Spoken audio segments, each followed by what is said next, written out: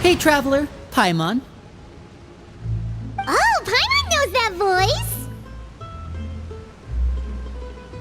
Over here.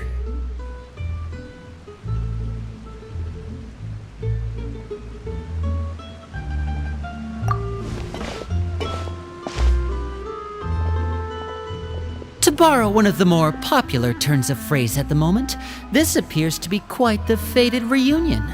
Running into you two out of the blue like this has really made my day. I certainly wasn't expecting it. You can say that again. What brings you to Poisson? Wait, Paimon's got it! You must be here for one of your magic shows, right?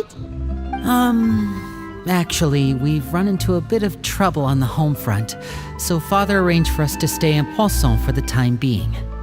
Oh, are Lynette and Fremine here too?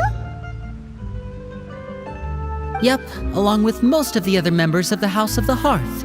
You may have noticed Poisson seems a bit more crowded than usual. So you're saying nearly the entire organization has moved to Poisson? Sounds like you've run into way more than just a bit of trouble. What's really going on? Well... Since the two of you are so curious, perhaps I can fill in the gaps. You scared Paimon half to death! Father, you're here. You know... on second thought, maybe we don't need to know? It's all probably super confidential House of the Heart stuff, right? We totally weren't trying to pry or anything. No need to be nervous. I could sense your genuine concern from your conversation just now. Of course, I can also understand your confusion. Sending so many Fatui here to Poisson, it's only natural that some might suspect an ulterior motive to be involved. I understand. I'm well aware you've had your fair share of confrontations with the Fatui in the past, and I can't exactly guarantee that we'll remain on good terms in the future. As for right now, however, I would say we have little reason to be at odds, wouldn't you agree? The House of the Hearth could stand to be more open with those who have worked so closely with us in the past.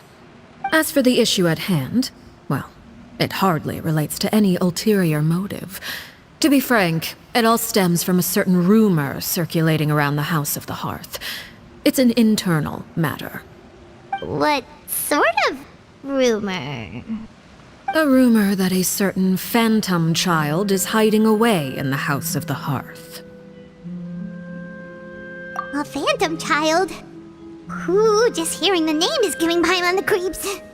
A spirit that should have long ceased to exist is lurking in the shadows of the House of the Hearth.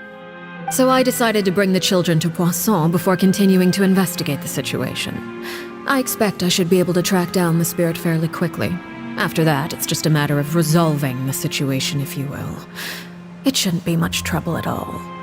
If you're curious, or if you still have some concerns, it might be advisable to stick around for a few days.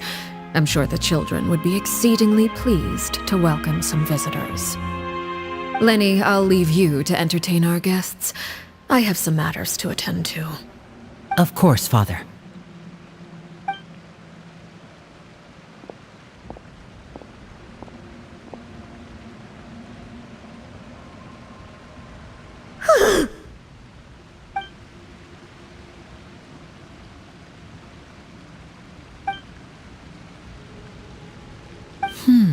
It has long been a dream of mine to invite you to our home and introduce you to my other siblings. You're quite well known in the organization already.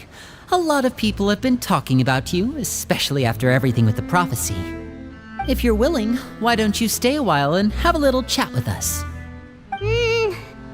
Alright. We don't have anything else to do right now anyway.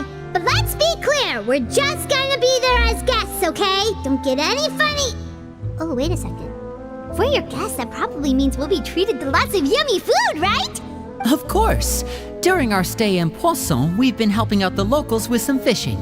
We bring in quite the bounty every day. In fact, today is the perfect chance for me to show you what I can do in the kitchen. Let's go. I'll take you to where we're staying.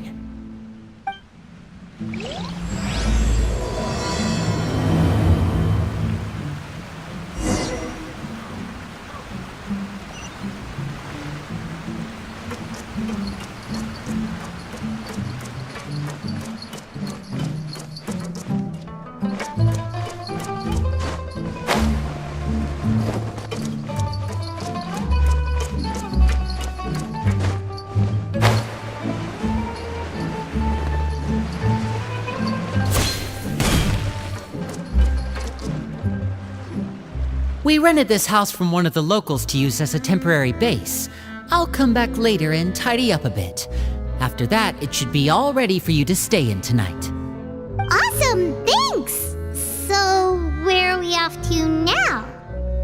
Well, when I happened to run into you two earlier, I was actually in the middle of distributing some supplies. With this many people staying in Poisson, we have to bring in outside supplies every now and then. I should probably make sure the rest of these provisions get delivered, otherwise people might start to get antsy. Okay, we'll come with! There are all sorts of rumors about your organization floating around out there. Paimon's not sure if she could even take a wild guess as to what's true and what's not. But now that we finally have the chance to see a day in the life of the house, we can take a good look at how you operate! Well, you're more than welcome to come along. Just follow me.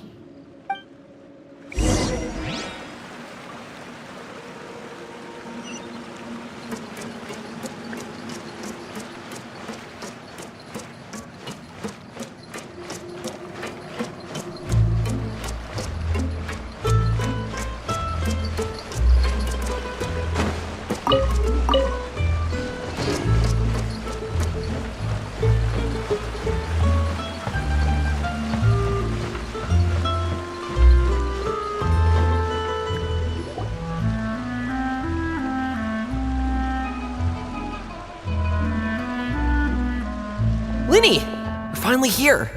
The supplies. I'm assuming you've... Brought them with me? Yep, here you go. Hello? Something caught your eye? It's the Traveler and Paimon! No way! Come here, everyone! Hurry! The Traveler and Paimon are here! One at a time, please. Don't crowd around them all at once. We don't want to scare off our guests now, do we? Oh, it's all right! Gotta say, Paimon didn't realize we were this famous. Of course! Father and Linny have told us so much about you. Father told us about how you helped Linny. According to her, you're a trustworthy friend. And as far as she's concerned, that's pretty much the highest compliment we've ever heard her give. As you can imagine, everyone's been very curious about you. I heard the Traveler is so strong that she can move a mountain with her bare hands. I heard Paimon eats so much that she can clean out the entire pantry at Hotel de Boer in just 3 days! Wait a second! That's the rumor you heard about Paimon? Oh, not cool at all! Oh wait, when guests visit, you're supposed to give them gifts and stuff, right? Oh, we don't need something like that. Besides, we don't have anything to give to you! Come on, we insist! I can give you some of my new potions. Just pick your poison. And by that, I mean medicine or actual poison. I've got both. Huh? Or maybe Shaplo can teach you guys about stealth! He's super good at it! He's never been caught! Ah, now that's not a bad idea. I know you usually prefer to fight head-on, but it never hurts to expand your bag of tricks, right? When it comes to eliminating your enemies, staying quiet can go a long way. Trust me, I would know. I was poisoned not too long ago, and I'm still dealing with the after effects. So I'm not quite as good as I was before, but I can still give you some pointers. Wait, when you said gifts, Paimon didn't think you meant poison and stealth tactics. But those are the best things we can give you. You don't like them? Ooh, how about this? Tell me the name of someone who really annoys you, and we'll teach him a lesson for you. All right, Fold Selwar. I think that's enough suggestions for now. When it comes to being a good host, it's the thought that counts. You don't need a physical gift to make our guests happy. In fact, pestering them with suggestion after suggestion might make them more annoyed than anything. I would say your enthusiasm has certainly gotten across. Really? Awesome! It's been so long since we've had guests to play with. If there's anything you need, just let us know. Yeah, especially if it's poison or something. I've got all sorts of potions for that. Well, we'll talk to you all later. We've still got supplies to distribute. All right, see you later.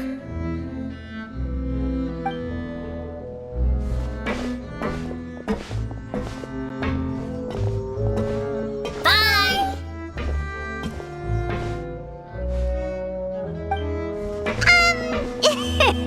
Lenny, about all that poison and stealth tactics talk just now. Scared you, did it? That kind of talk comes with being part of the House of the Hearth. When Foltz was really young, he strangled all of his family pets, just out of curiosity. He was labeled a dangerous problem child and was abandoned by his family. Elwar has an unnatural obsession with potions. Father has forbidden her from trying all the different concoctions she comes up with, but she still tries to test them in secret. You really have to keep an eye on that one. Chaplot is around my age. While I'm mainly responsible for collecting intelligence, he handles surveillance. He's very passionate about his work and has no reservations about taking on some very difficult missions. I know you two probably aren't used to that kind of talk, but I can promise you they only had the best of intentions. Things like stealth tactics and developing different poisons, they really mean a lot to them. They were just trying to share the best of what they could offer, that's all.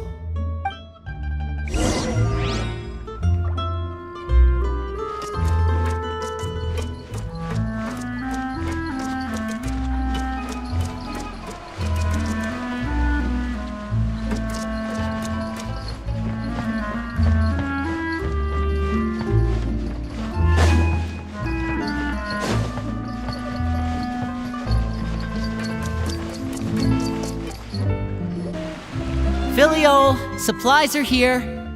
Thanks. And who are these two? Outsiders? Allow me to introduce you. This is the Traveler and Paimon. Oh, you're the famous duo I've been hearing so much about. It's nice to meet you. I heard you've traveled to all sorts of places. Is that true? Of course, we're making our way all across to that. Oh, good for you. You must be pretty familiar with Fontaine by now, then. Have you seen the new opera that started running recently? I think it's called... The 4,000 Thieves? Oh, this is the first we've heard of it. It seems like it's going to be fantastic. From what I've been able to tell from the posters, anyway. You should definitely check it out if you have the time. Oh, and there's The Blind Maiden, too. That one is supposed to have audience interaction. Seems pretty interesting. After this mission is over, I think I'll go get a manicure. Oh, maybe I should dye my hair. Wonder how much it'll cost. Is it just Paimon, or do these two seem much easier to get along with than the others? Looks like the House of the Hearth has some normal members after all. I heard that. Oops. I'm guessing you're referring to Foltz and the others? Yeah, we're definitely not all like them. I bet those crazies are practically foaming at the mouth right now. I'm sure they just can't wait to get back to Snezhnaya to carry out the plan. That's enough, Filio. Don't talk about family members behind their back, right? Whatever. Let's go. Guess this is goodbye then. If you ever have some time, we should go see the opera together.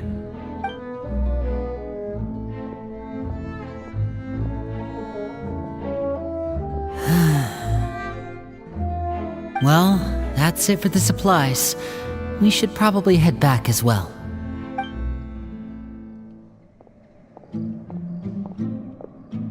Well, they didn't seem too happy with each other. Seems like there could be something more going on here.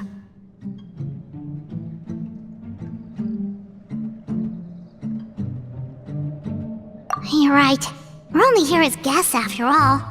Oh, Linny's getting super far ahead. Come on, let's catch up.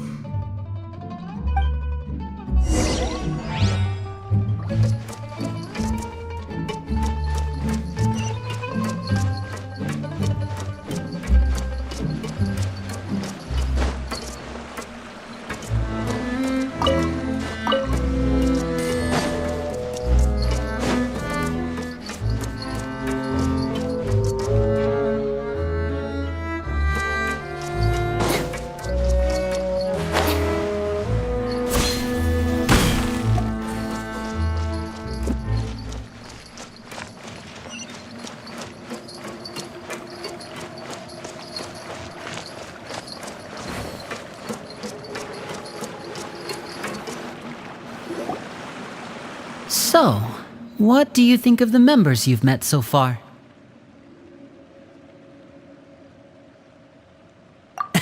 Well, Father is always encouraging us to be strong-willed and independent. So if there's one thing we've got, it's people who aren't afraid to speak their mind.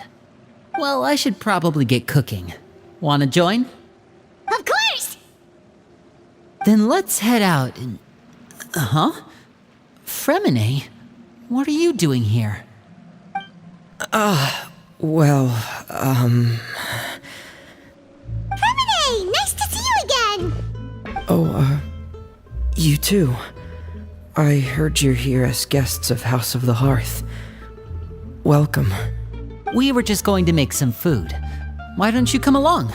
I could use some help in the kitchen, and I seem to remember you mentioning you wanted to make seafood soup for the traveler in Paimon.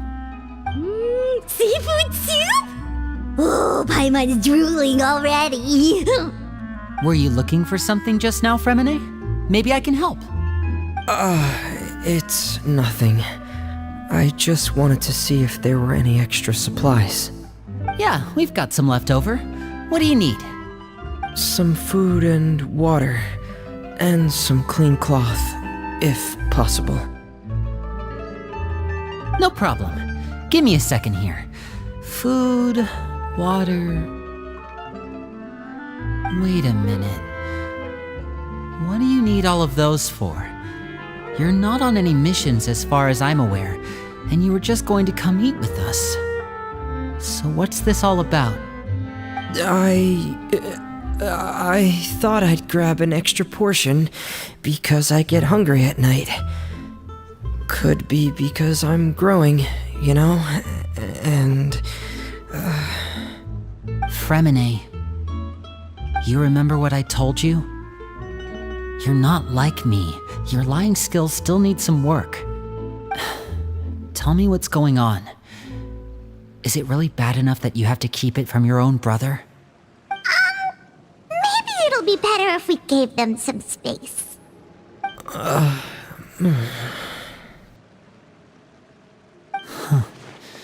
This is the first time I've seen that kind of look on your face. Whatever happened, does it have something to do with Father? yes. Just follow me.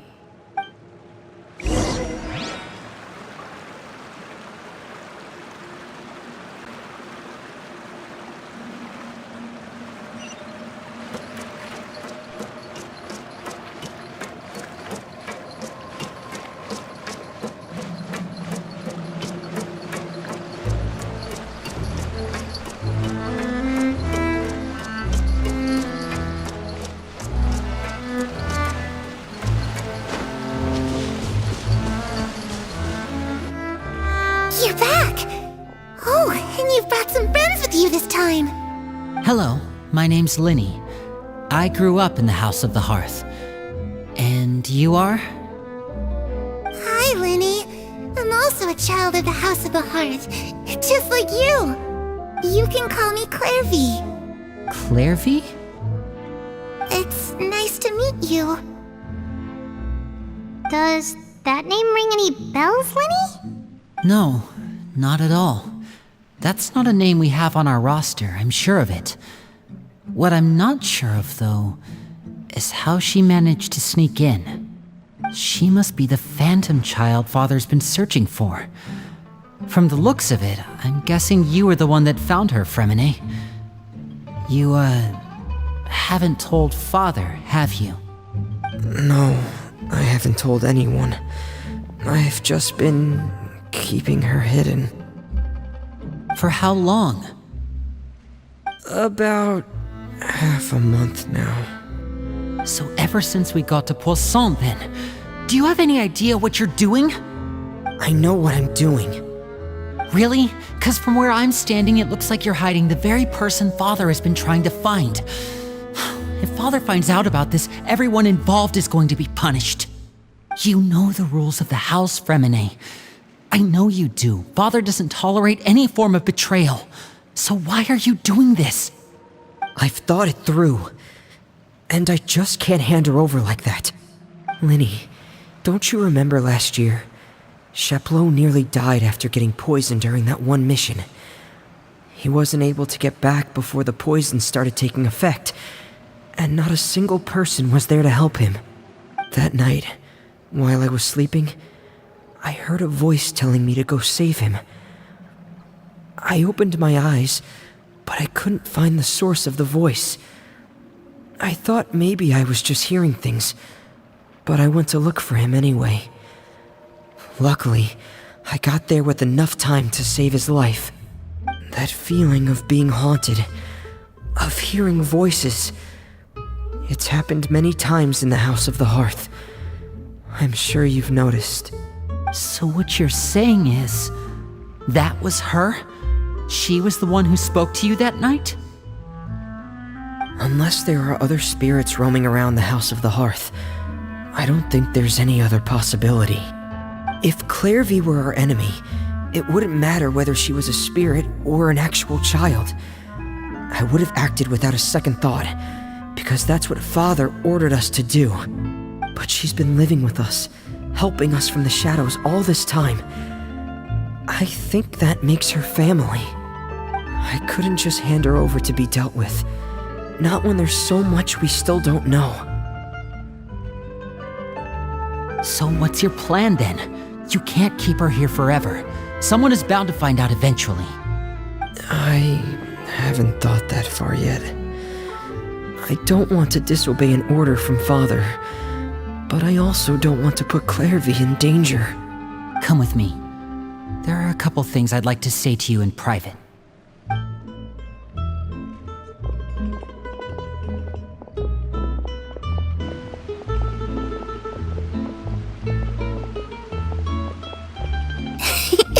Those two sure care a lot about each other. Well, they got a funny way of showing it. From where Paimon was floating, it sure seemed like they were about to bite each other's heads off. No way! They have a really deep bond. I could tell right away, because I also have a friend like that. I just don't know how long that kind of bond can last. The darkness in the house runs deeper than you can imagine. No one can get out alive. I'm sorry, Linny. I really didn't mean to drag anyone else into this. Oh really? You didn't mean to? 'Cause I for one wish you did. Huh? What do you mean? You know, when we were younger, you didn't call me Linny. You called me brother, just like Lynette. We grew up together, the three of us. We were all orphans, all rescued by Father. Of all the siblings in the House of the Hearth, I think our bond was the closest. Later on, when you started calling me Linny, I wasn't actually surprised. After all, Lynette and I are related by blood. We've had to depend on each other to survive long before we joined the house. Linny, The darkest and most difficult moments of my life happened before you and I had ever met. I'm sure that's true for you as well. Even so, Fremine, we've stood by each other for all these years now, and to me, that means more than blood. You and Lynette are the most important people in my life. No one can replace you. So I won't let you face anything alone. Not if I can help it. Oh, looks like things are getting kinda heated between Lenny and Fremine. Maybe we should go check on them. Oh, it's raining. I should put my clothes away.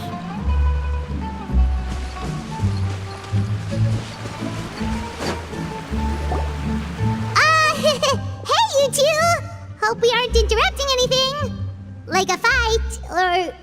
Oh, wait a minute, Fremine. You're not crying, are you? Is everything alright? Everything's fine. Thanks for asking. Well, we're all friends here, right? We've been through so much together, so if there's anything we can do to help, just say the word. It's just a small family dispute. It's not something our guests should trouble themselves with.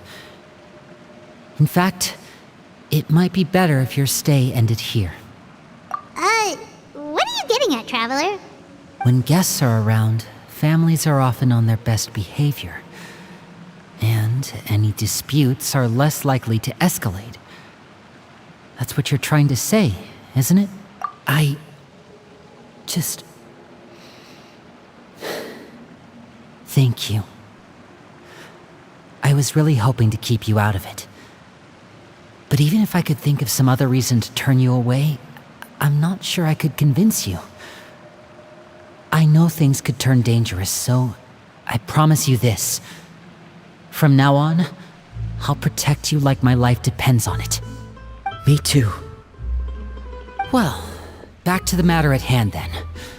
If we don't plan on handing Clairvy over to Father, then our only other option is to solve the mystery of her identity before Father is able to track her down. That means finding out where she came from and what she's doing here. Then we can send her on her merry way and pretend like none of this ever happened. I've tried that already. And? And... nothing. I tried taking her somewhere really far away, but...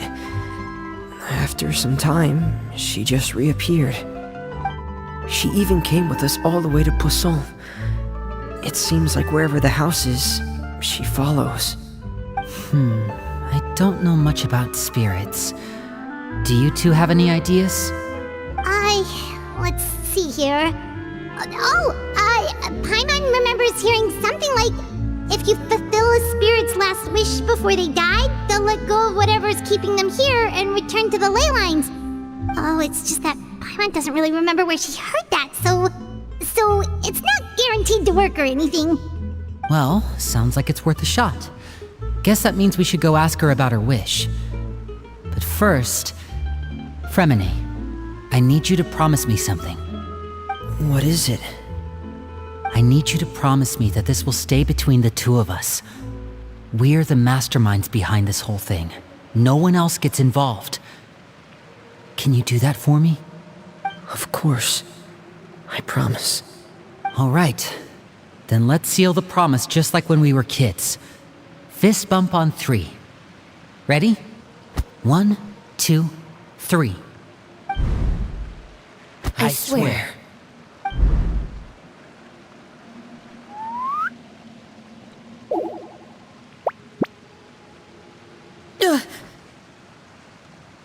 Whoa! Lynette! But what a surprise! What brings you here, dear sister? And, when exactly did you get here?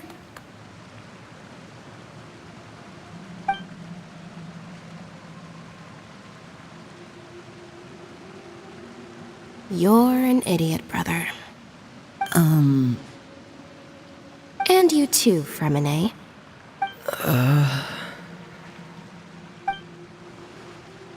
You 3, Traveler. And you 4, Paimon. Wait, what did we do? I've seen Clairvy around the House of the Hearth before. I hadn't seen her in Poisson, so I figured she must not have come with us. But it turns out you were just hiding her. I heard you talking about your plan. Rather than steering clear of the situation, I'd rather fully join in.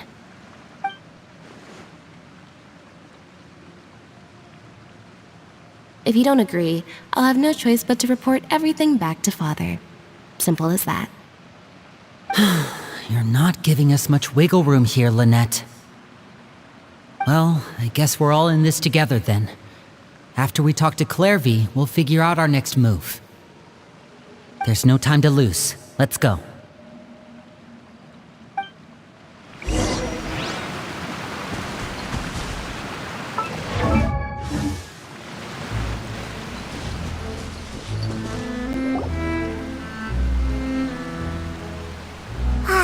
I'm full. Thank you for bringing me this food, you guys. She said she's full, but the food doesn't look like it's even been touched.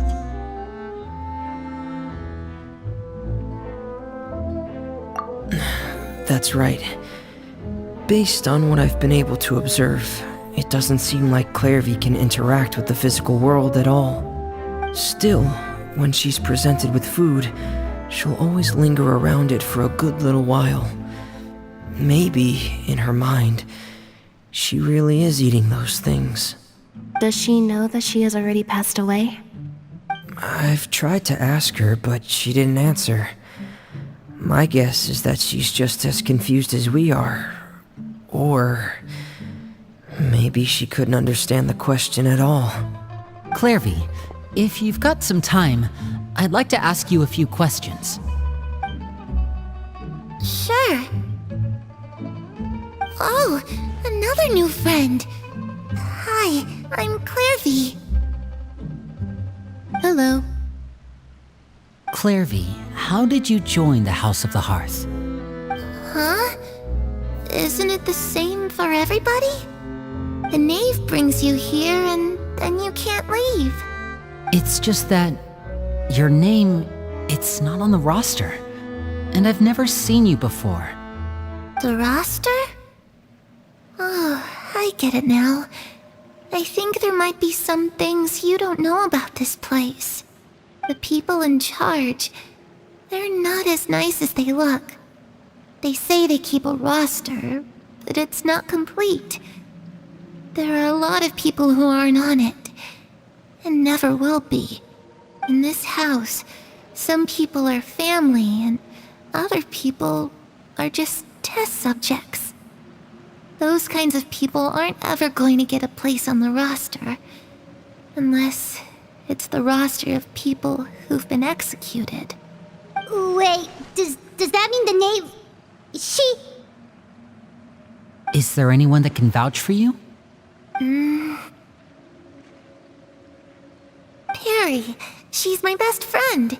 She's the only one I trust in this place. Have either of you heard of that name before? No.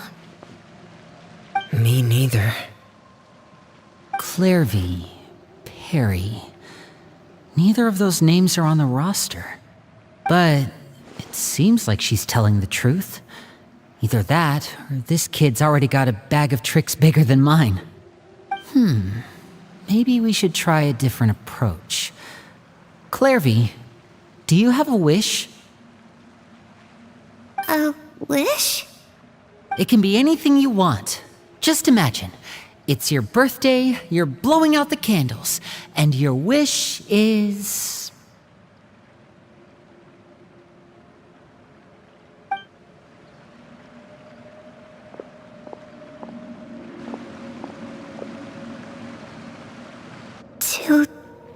To go outside, where the sun can find me. That's... it? Well, that sounds easy enough. The darkness in the house runs deeper than you can imagine. No one can get out alive.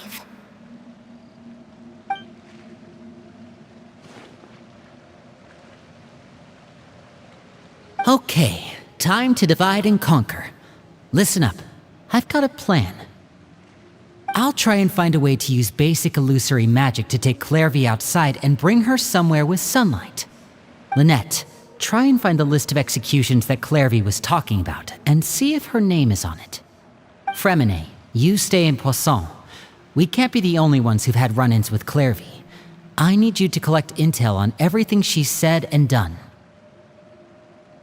Understood. I'll try my best. What about us? What should we do? I really appreciate your willingness to help, but this is a family matter. I don't want to drag you in too deep. It's too risky. Let me think. Since Father considers you to be guests, maybe you could stick by her side for a little while. You don't need to do anything except keep up some nice, casual conversation. Ah, Paimon gets it. You want us to distract her. I'll give you a magic bird. If Father suspects something, all you need to do is release it when she's not looking, and it'll alert me that something's wrong. Of course, that's only as a last resort. If Father doesn't seem to notice us, there's no need to make contact. We'll reconvene here tonight after all's said and done. If the worst case scenario happens and we're discovered, just tell Father everything. We're not going to let our guests get punished for our own actions. That's where we draw the line. You too. Okay, this is where we part. Father should be at the beach nearby.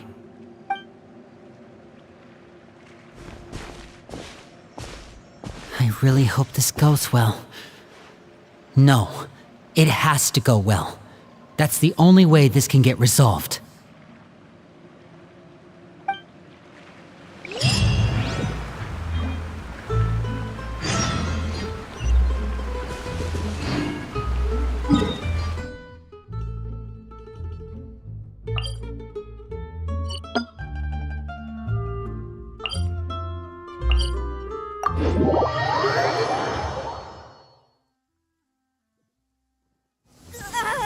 Now my fur's all wet. Do you want a box to hide in too?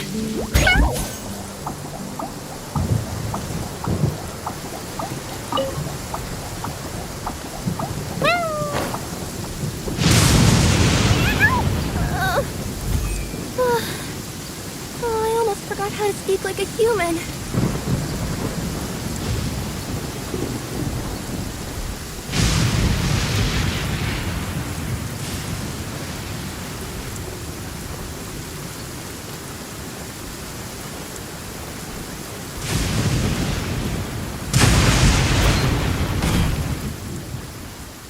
It's the Knave!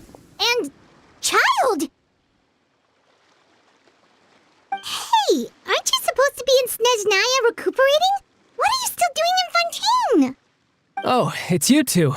I didn't expect to run into you here. I was unconscious for quite a while after the fight in the Primordial Sea. After I woke up, I realized I was being taken back to Snezhnaya, and well, I couldn't have that now, could I? Not when I've still got unfinished business here in Fontaine. So, I mustered up all my strength and made the journey back on my own. What sort of unfinished business are we talking here? It has to do with Skirk, my master. I really wanted to meet up with her, but by the time I got back, she had already left. I still have so many questions for her. Without any other leads, all I could do was ask the Knave to help me track her down. She must have left behind some traces from her time in Fontaine. Oh, okay, so have you found any clues? Unfortunately, no. While the House of the Hearth is adept at collecting all manner of intelligence, certain existences can still manage to escape our purview. Basically, unless Master feels there's a need to meet with me, she's not going to be found. But that problem has an easy fix. I just need to become stronger, and then... Paimon thinks you should focus on getting better first. The worst of it is over. It's all thanks to that one kid from the House of the Hearth. Elwar, I think her name was. She gave me a bunch of random potions to drink. They didn't go down easy, let me tell you. Pain and chills all over. But they really did help speed up my recovery. And that's good, because it looks like I really do have to head back this time. The old man's been putting the pressure on me.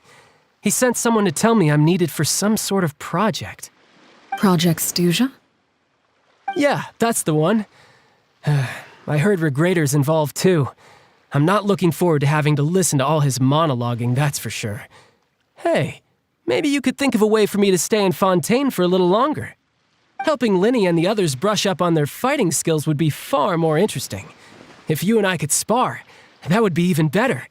I've been waiting for a chance to see you go all out. And what a sweet little daydream that is. But I also have a role to play in all this. I'll be leaving Fontaine shortly as well. Besides, considering how little they see fit to step outside the homeland, being called on to return to Snezhnaya by such illustrious dignitaries, what a great honor. Wouldn't you agree? One I could do without, I'd say.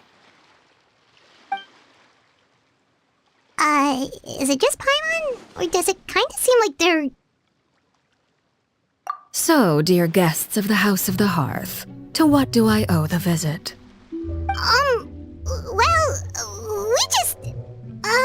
Right! We're super close to Linny and the others, but we still don't know much about you! Is that so? Introductions have already been made, have they not? You see? There's only so much you can learn about someone from a short introduction. At least tell us something a little extra, like... Why do you call yourself father? Good question. I'd also like to know. The fact that you have to ask tells me our intelligence work has been quite successful. Telling you the answer to that question would only serve to undermine that success. And we can't have that, now can we? Spoken like a true diplomat. That was some expert sidestepping right there. Well, if there's nothing else, I think I'll take my leave. I still have a small matter to resolve at home. Wait, don't go!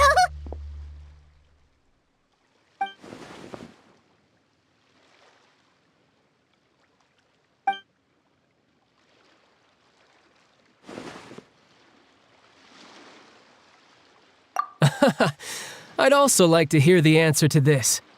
I've met some of the members of your organization, and they all seemed like really good kids. They actually reminded me of Tonya and Tusser. Which, by the way, if you ever betray them, I'm just letting you know, I won't let you off easy. And why would I betray them? Well, you've already betrayed the House of the Hearth once, haven't you? At least, that's what I heard.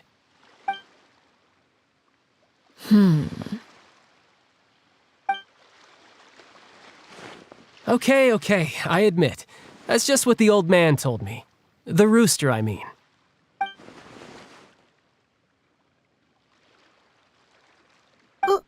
Wait, did you really do something bad to those kids? Never mind what I've done. I'm more curious as to what the mighty rooster had to say. Care to enlighten me? Well, nothing much. Just some stuff about you taking out many other members of the House of the Hearth, and even going so far to attack your own family. I see.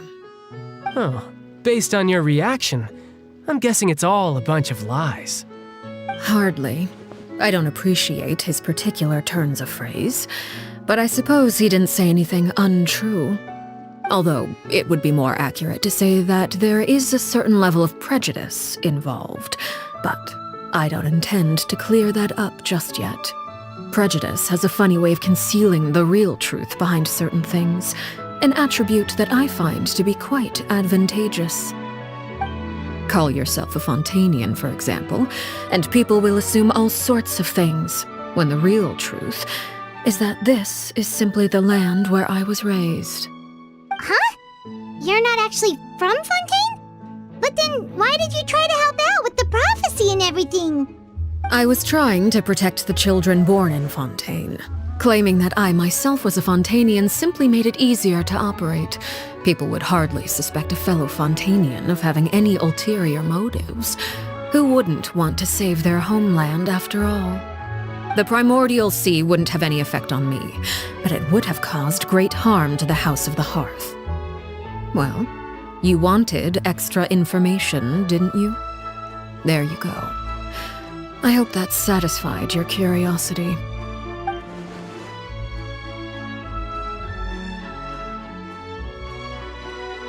So, you stayed in Fontaine for the kids.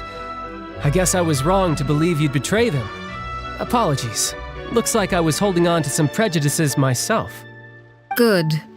Like I said, I like it when others have misconceptions of me. Actually, while I was recuperating at the House of the Hearth, there was something else that really caught my attention. I heard that members always resolve disputes and arguments with a friendly spar, and the loser has to back down. Seems pretty cool if you ask me. Would also give them plenty of opportunities to hone their skills. Well, that's only a recent development. In the past, such spars weren't nearly so friendly. The losing party would lose everything, including their life. They were that high stakes? Whew, at least that's not a thing anymore. Well, the current atmosphere's not half bad. I'm a bit jealous, actually. You've got so many family members around you, and you even get to live with them. Having a lot of family around means dealing with a considerable amount of bickering and scheming. Once Tonya and Tusser enter their rebellious phase, I'm sure you'll understand. Just imagine. Tusser becomes obsessed with plucking out strands from the rooster's mustache, or Tonya decides to dye her hair 42 different colors. Okay. I get the picture.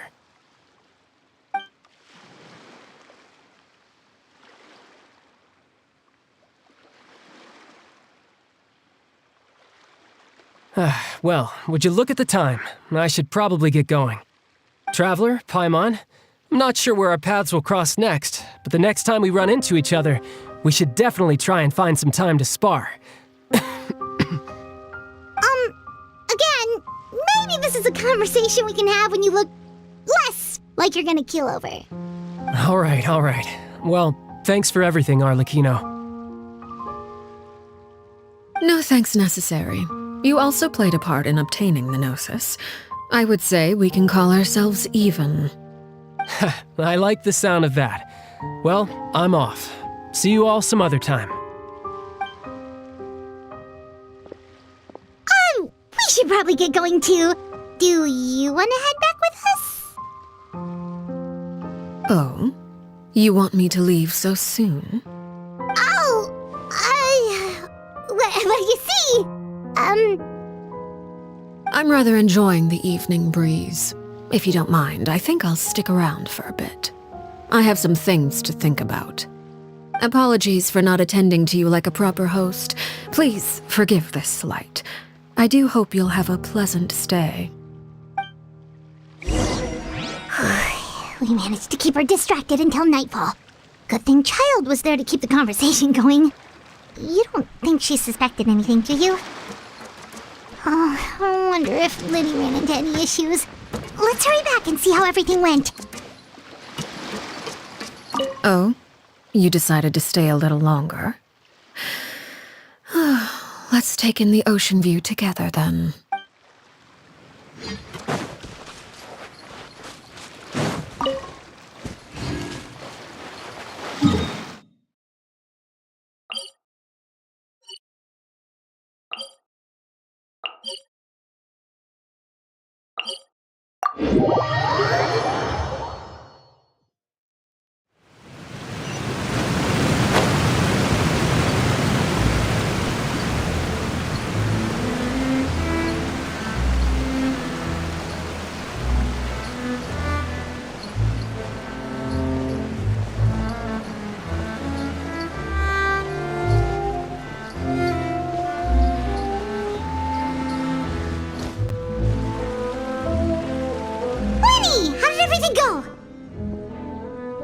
Well, long story short, we ran into a small issue. Clairvy can't go into the sunlight.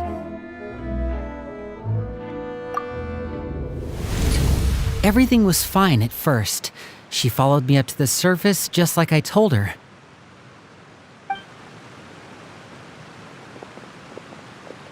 But as I led her out of the shadows and into the sunlight, she vanished. I turned around and there she was, standing at the edge of the shadows, silently watching me. Huh. Maybe she's afraid of sunlight, or... No, it wouldn't be her wish if that were the case. Well, we could always try pushing her into it. Oh, true. I've pretty much tried it all already. Nothing worked. Eventually, the sun went down, so all I could do was bring her back here. How did it go with you, Lynette? Good. I've got the list. It's right here. Really? Well, what are we waiting for? Let's take a look!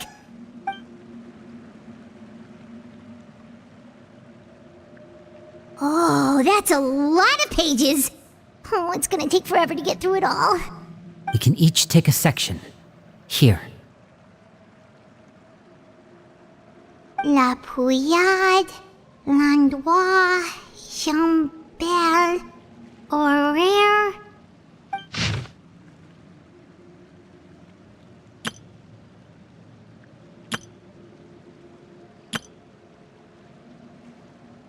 Oh, yikes. That Horaire guy has a huge scar on his face. He's kinda giving Paimon on the creeps. I've met him before. The scar is from an injury he received during a mission. I still remember him joking with me about it. He said any future lover would take one look at him and then lose all interest. Did he say anything else? Well, I asked if there was someone he was interested in. He said no, and that's where our conversation ended. It was only later that I learned he really did have someone he liked. He risked everything to escape so he could be with her, but it didn't work. One day, Father asked to see him, and, well, I never saw him again after that. Wait, so that means the knave, It may seem cruel, but it's just one of the rules of the house. Betrayal is not to be taken lightly. We know too many secrets to come and go as we please. So, if you do try to leave, you pay with your life. Her name's not here, huh? Well, that's not too surprising. It doesn't seem like this list is complete. It only contains records dating back around 5 years. Let's shift our attention then. Fremine, were you able to find anything out?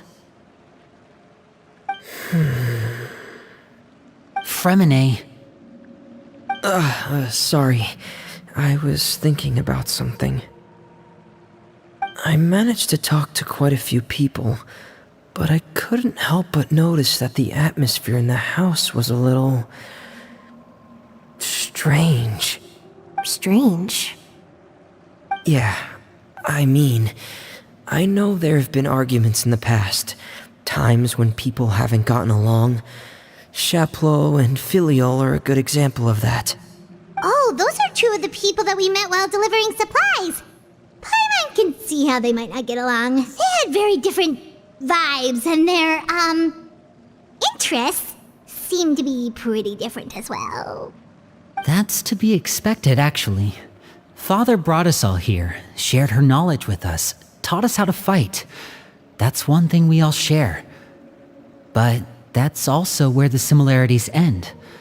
Not all of us feel the same desire to stay here. As members of the House of the Hearth, we're also considered part of the Fatui. And to a lot of people, that's an identity they never asked for. Certain members get older and realize they want something else for themselves. But considering the rules of the house, most people would never say that out loud. People like Chaplot and Foltz are loyal to Father and her vision. They're proud to be part of the Fatui.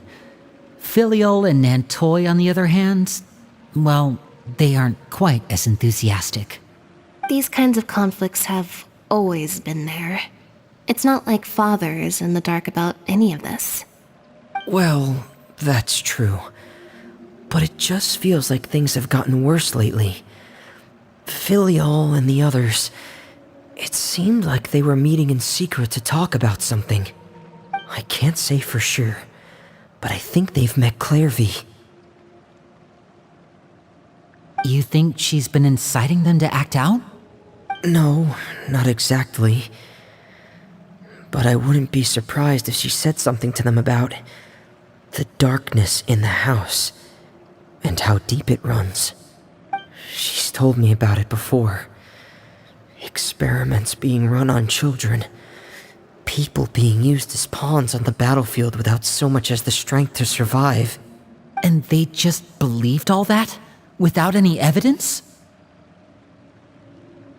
Clairvy's words probably gave them the excuse they were looking for. Whether they actually believe them to be true is secondary. This is all because of Project Stuja, isn't it? Whoa. Hold on a second. What's this Project Stuja all about, huh? This is the second time it's come up now. Sorry, but I'm not sure of the details either. I only know what Father has told us, which is that it's something the Rooster and Regrader have been working on together. Apparently, it has to do with the Vatui's strategic plan for the future. Because the House of the Hearth was so successful in obtaining the Gnosis, we now have the honor of playing a key role in Project Stuja. Wait, but isn't that a good thing? Key role is just another way of saying dangerous role. To us, the whole thing is an inconvenience. Father thinks so too, but she's in no position to refuse. Their plan isn't exactly unreasonable, and they've been funneling the house a lot of funding. It's just that we'll lose a lot of members in the process. Participating in the plan, it's an honor in name only. What they're really trying to do is subdue us. The existence of an intelligence organization outside their control makes them feel uneasy.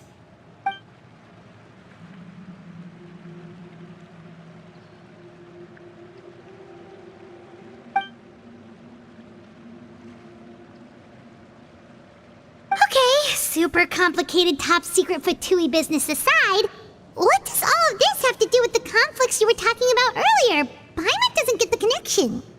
External pressure has a way of exacerbating internal strife. You can't overlook the power of fear either. People are afraid of dying, and that fear is often the impetus for a lot of stupid decisions. I thought resolving the Clairvy situation would make everything go back to normal, but it looks like things are more complicated than I thought. If we leave Filiol and the others to their own devices, sooner or later, Father will be forced to take action. We can only focus on one situation at a time, brother. You're right. Even if we confront Filial and the others, it won't do any good. It might even make matters worse. We should focus on Clairvy for now. Well, it's getting late. We should head back and get some rest. We'll try again first thing tomorrow. Lynette, you stick with me this time. Fremine, keep a close eye on Filial and the others. Make sure they don't do anything they'll regret. Good work today, everyone. Have a good night, and I'll see you tomorrow.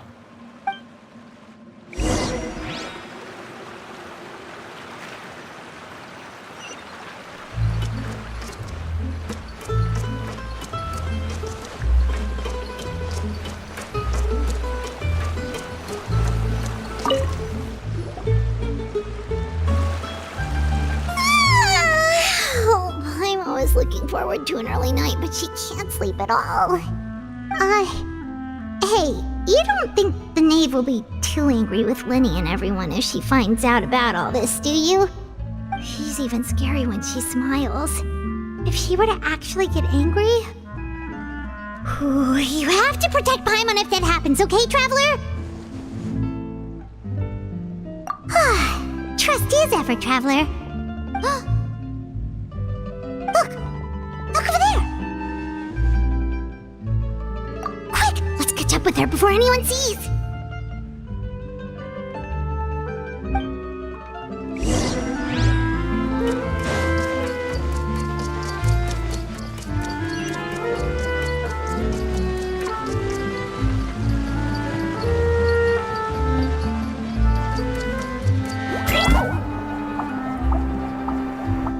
Over there!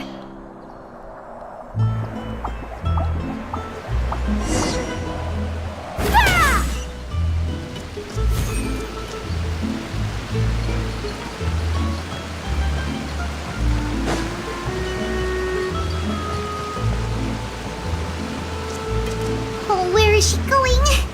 Or if someone sees her, we're toast.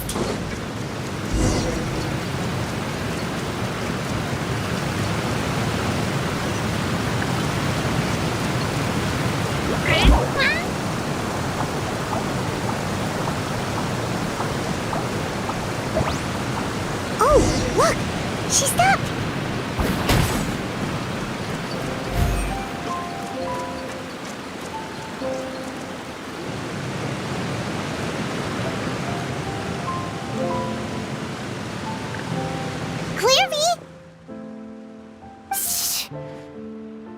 I opened the window while no one was looking. Look how pretty the outside is. If only I could have more than this. You probably think I'm being silly, huh? All this hopeless resisting. It's better to dream of what I could have than try to make it a reality, right? Please, help us get on the same page here, Clary. We need you to tell us what you know. Can you do that? Sure. Although, after you hear all this, I think you might regret that decision. Everyone in this family is nothing more than a tool, something to be used and exploited.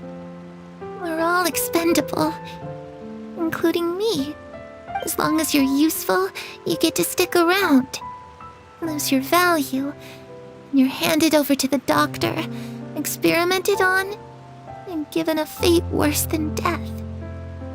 I've seen it happen again and again, and I've had enough. You're saying the Knave did all that? It's just, that doesn't seem like something she would do. She's scary and all, but it seems like even she has lines she wouldn't cross. I knew you wouldn't believe me. Everyone thinks she's a good person. They all think of her like a real mother. Mother? But she doesn't deserve that title. She's disgraced it and tarnished it. And if I had things my way, I'd never see her again. If only Perry were here, she'd understand. Perry. There's that name again. Also, Paimon's getting a strange feeling. It almost feels like she's not really here with us. Paimon can't tell if she's actually talking to us or if she's mistaken us for someone else. Well, in any case, it seems like she really needs someone to talk to. We should keep her company for a little longer. She looks so young. But it seems like she's been through a lot. It's getting windy. I should close the window. Ooh, look at the moon. Isn't it pretty? Hey, wanna hear a secret? I heard that if you look up at the night sky in Snezhnaya, you can see the aurora. It's supposed to be super pretty. Even prettier than the moon tonight. Perry and I promised each other that once we're older, we're gonna go see it together. But I can't find her. I'm worried she's also been... No, that wouldn't happen to her. She's special. Mother likes her a lot. We should really go talk to Mother, but we just fought. She doesn't want to see me, and I'm too scared to face her. What should I do?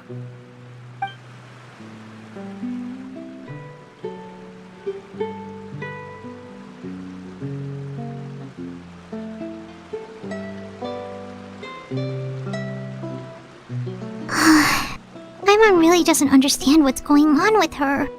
Well, let's head back. We've got an early morning tomorrow.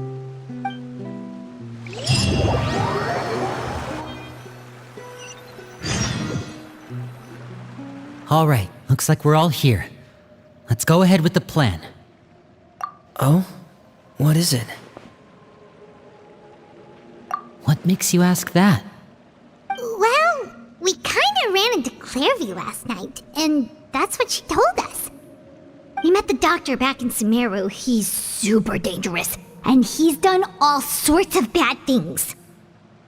It's possible that Father and the doctor have had certain dealings, but I don't think Father would work with him. We're not really on the same side, so there's not a lot of trust between them.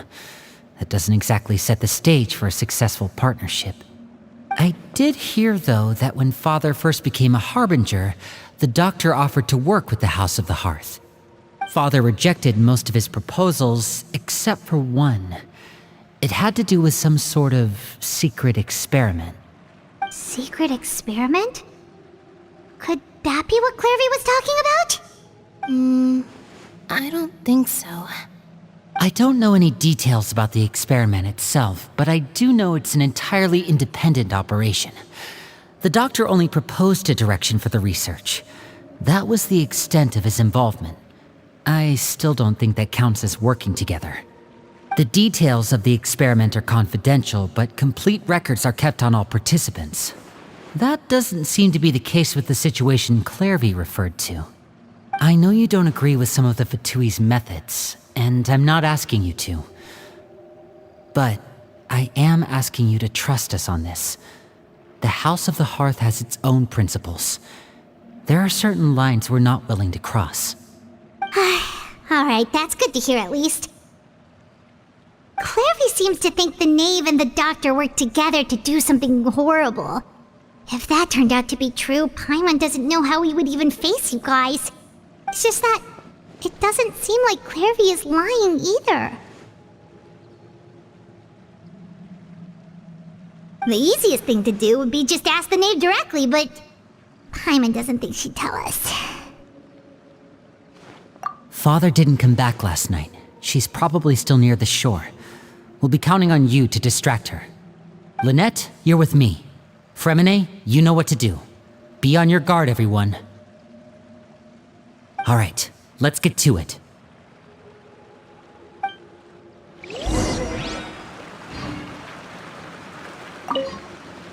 Where are we going today? Let's try somewhere further away this time.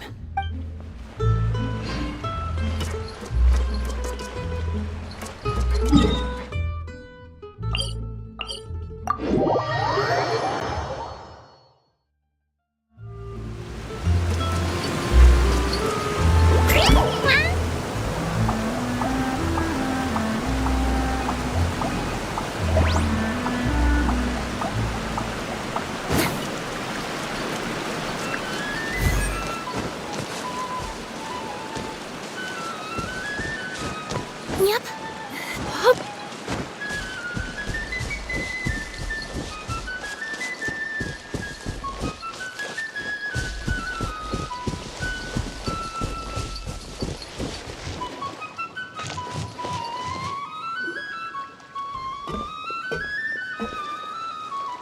Ah, it's you two again. I must say, you look a bit pale. Did you have trouble sleeping last night? A little. Perhaps if you had less on your mind, you'd be able to absolve yourself of such troubles. So what are you planning to do now? Catch up on some sleep? Or should I give you some time to rack your brain for a topic to discuss before I ask any questions? Although I must profess to being curious. Without child here, how do you plan on distracting me? Us? Distract you? A good one. But no, we were just here for a chat. Looks like you could have used some extra time to think. No matter. If you don't have any other plans, why don't you accompany me somewhere? Don't worry. I'll be sure to steer clear of any scheming children. The ocean breeze is sure nice today. Children always think they can hide things from the grown-ups. But nothing gets past me. Least of all a little scheming. I think I'll let them have at it for a little longer. I can be very patient. Well, I'll leave you to think things over. If you're so inclined, meet me outside the Palais Mermonia. Good things come to children who do as they're told. So I do hope you decide to tag along. If only for your friends' sakes. What should we do? She clearly knows about everything we've been doing, and Paimon doesn't think it'd be a stretch to say she was threatening us just now.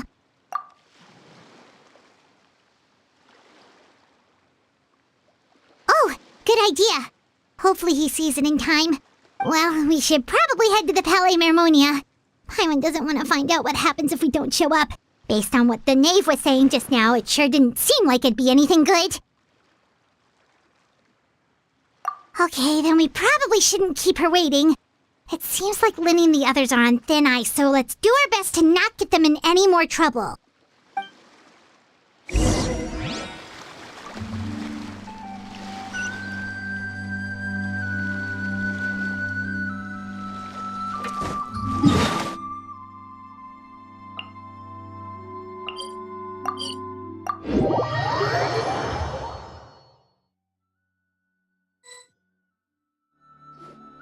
Seeing as we still have some time before my meeting, we might as well enjoy some pleasant conversation while we wait.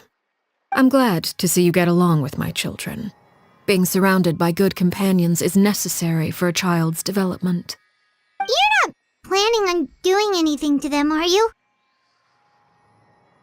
I assume you're referring to Linny, Lynette, and Fremine. Although, there's that situation with Filial and Nentoy as well. It appears quite a few people have been acting out lately. No matter. I'm not one to discriminate. All those who betray the house meet the same fate. There are no exceptions. Does that mean you're going to kill them? Oh, are you here to beg for their lives? I'm sorry to disappoint, but the rules of the house change for no one. In my organization, everyone is responsible for their own actions. But don't you care about them at all? They really respect you. They even call you father. You must feel something for them. Any organization in which feelings come before principles is one destined for ruin. The House of the Hearth is hardly an exception. You could say our principles are more stringent than most. Perhaps I can offer you this consolation at least. As our guests, you two will not be held accountable along with them. I would imagine Linny, Lynette, and Fremine will be able to keep their lives. As for Filial, Nentoy, and the others, I'm afraid there's little I can do. They can try to escape, but once you know our secrets, there's no getting out alive. But that's awful. Ah, you seem concerned. Out of consideration for my guests, I suppose I could turn a blind eye for a little longer. If Linny and the others manage to dispose of Clairvy in the meantime, all evidence of their wrongdoing will be lost. In that case, I could hardly punish them for something I couldn't prove. If their efforts are unsuccessful, on the other hand, all will be held accountable, and the punishment will be severe. Of course. Oh, and here, I believe this belongs to you. Do try and keep better track of it next time. It takes a considerable amount of time to train a bird like this. It would be such a pity if you were to lose it. Permanently. Wait, where did you get that? Well, I'm afraid that's all the time we have to chat. Now, for the matter at hand. I asked you to meet me here because I have business at the Palais Mermonia. It has nothing to do with you, but I think it would be prudent for you to stick by my side for the time being.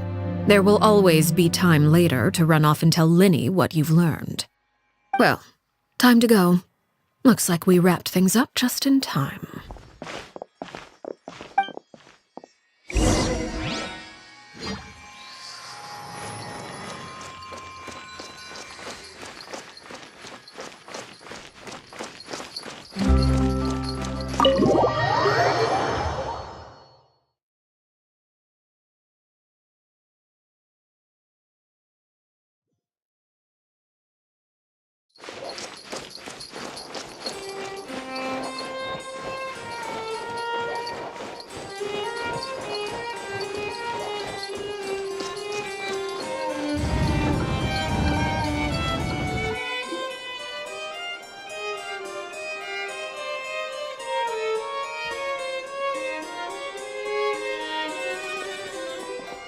It's been a while, Monsieur Neuvillette. I must say, I wasn't expecting my meeting request to be approved quite so quickly. The Palais Mermonia operates with an efficiency worthy of admiration. It is only right that an esteemed diplomat such as yourself should be afforded the proper level of respect.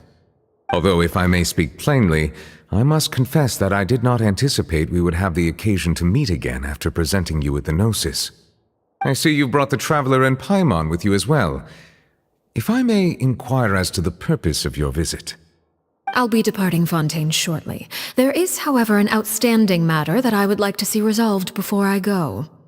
It requires a rather lengthy explanation, I'm afraid. So I took the liberty of explaining everything in this proposal. Please review it at your leisure, Monsieur Neuvillette.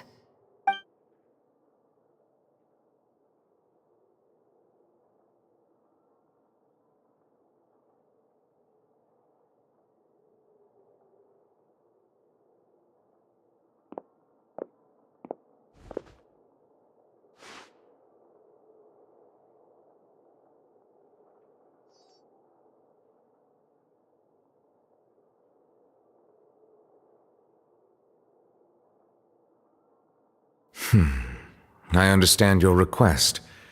However, at the risk of causing offense, I must admit that I fail to see why you would wish for such a thing. I heard you have a certain fondness for water tasting, Monsieur Neuvillette, so allow me to use water as an analogy. A family is like a large body of water with countless rivers flowing in and out.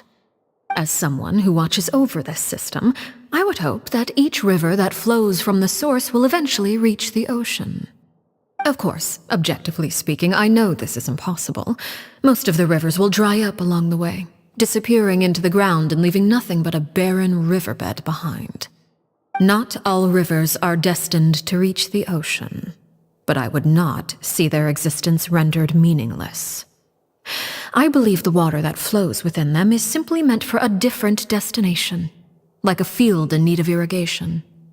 Or perhaps the glass of a certain water-tasting enthusiast. Did you get any of that, Traveler? Your words paint an optimistic picture indeed. Allow me to remind you, however, few among us are willing to sip from a glass filled with tainted water.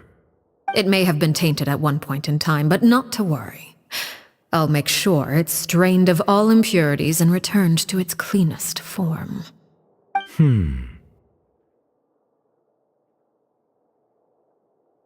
I seem to recall there being a transactional aspect to your proposal. Perhaps you could expound on that? If you accept my proposal, Monsieur Neuvillette, I will gradually withdraw my forces from Fontaine. And, unless absolutely necessary, I will no longer carry out any special missions within Fontaine. I presume I can take your words to mean that, in the future, cases similar to the Tartuffe assassination will cease to cross my desk? Tartuffe? Ah, that thief who embezzled funds from all those charities, you mean? My deepest condolences to his family, but without any evidence, I cannot imagine how the House of the Hearth might have been involved in his passing. Of course, if you accept my proposal, Monsieur Neuvillette, I'm sure certain measures could be taken to reduce the frequency of such troubles. You choose your words carefully indeed. In that case, I am inclined to accept your proposal. My thanks for your generosity, Monsieur Neuvillette. Well, with that settled, we should be going now. I took the liberty of bringing along 2 bottles of spring water from Snezhnaya for you to enjoy. I do hope I get the chance to hear your impressions. Perhaps at our next meeting, yes? Indeed. I trust you would not overlook your commitment in the meantime. All right, Traveler Paimon. Time to go.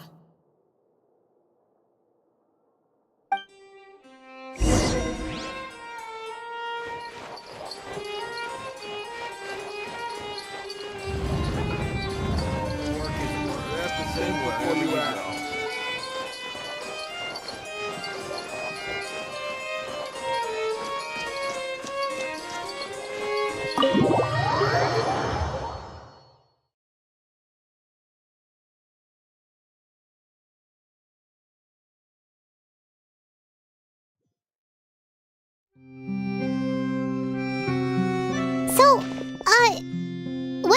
exactly were you talking about back there? Paimon only heard you mention some rivers, a large body of water, and then some kind of irrigation scheme. You really want to know? I would imagine there might be more pressing concerns at the moment. Winnie, Paimon really hopes everything's going okay.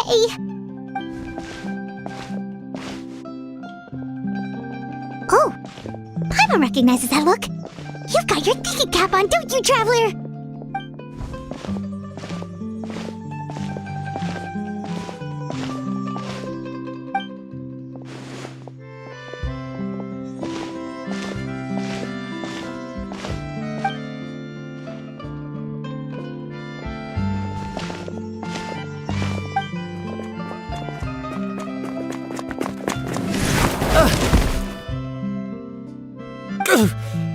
Oh, shoot. Are you alright? Oh, jeez. I'm so sorry. I was so focused on selling these papers, I wasn't looking where I was going. Well, let me make it up to you at least. Here, take this paper. On the house.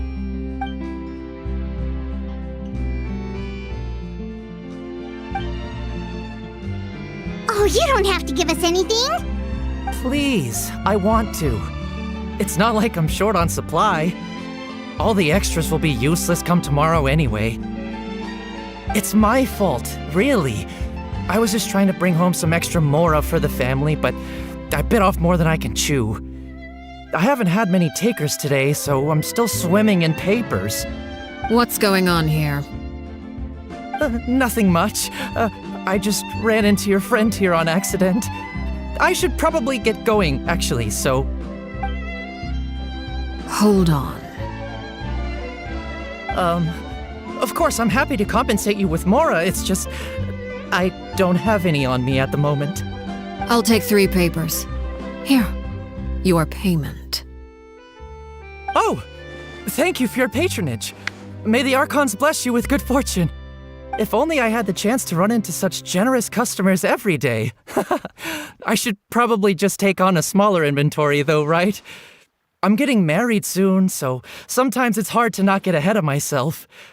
Anyway, I should head out. Goodbye! Well, now that my affairs are settled, we should take the boat back to Poisson. We've even acquired some light reading to enjoy along the way. Actually, why don't we stick around for a little longer? Paimon just realized how hungry she is. She can't head back to Poisson on an empty stomach.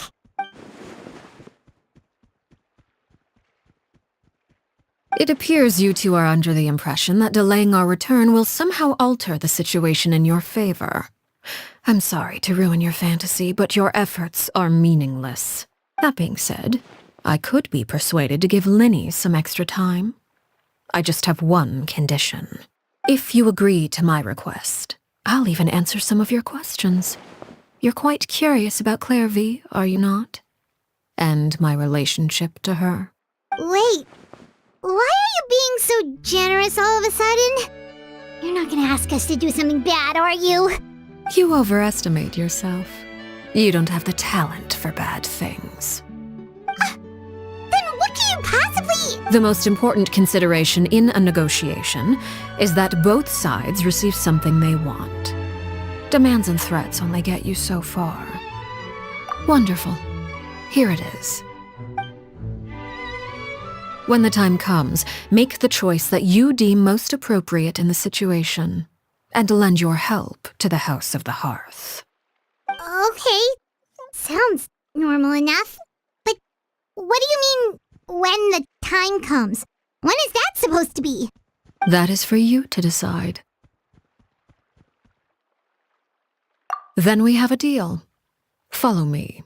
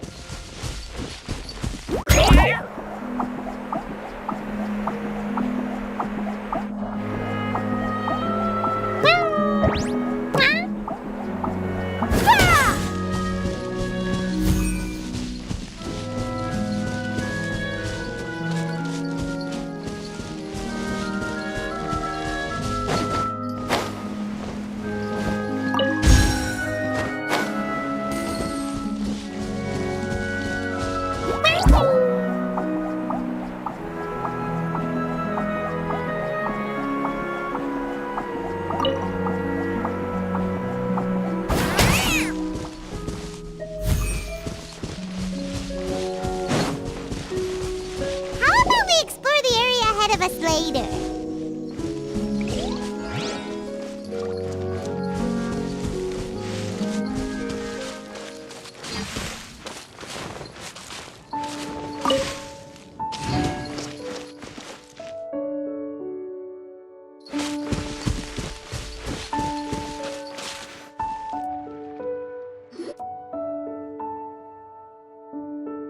What is this place? Somewhere long forgotten by everyone. It used to be a grand building. Now it's nothing more than a pile of rubble. No one comes here anymore, nor does anyone care about what once happened here. Although, this place does have something to do with the story I'm about to tell you. It was before I became a harbinger, and before Linny and the others joined the House of the Hearth. Due to certain events, I first killed Clairvy and then her mother. And this is where it all happened. You were the one that killed Clairvy? Patience now. Allow me to explain Clairvy's side of the story first. I'll start from the beginning. Clairvy was 6 years old when she was brought by her mother, Crucibina, to live in the House of the Hearth. From the outside, it seemed like a fairy tale. A thriving family made up of kind adults and friendly children. Crucibina was the knave at that time, and the House of the Hearth was under her control. She was Clairvy's mother by blood, but she was also the mother to all the children in the house. Clairvy was happy here, for a time. But she quickly realized that being part of this family wasn't a fairy tale at all. It was a kind of purgatory. Purgatory? Exactly. The House of the Hearth takes in war orphans from all over Tevat. But as for how to raise them, that depends entirely on the person in charge. Crucibina came up with a novel idea. She would teach the children to fight, force them to duel each other, and then crown as the king of the house the child who proved themselves most worthy of inheriting her title. It's difficult to estimate the number of children who died or were maimed in the process.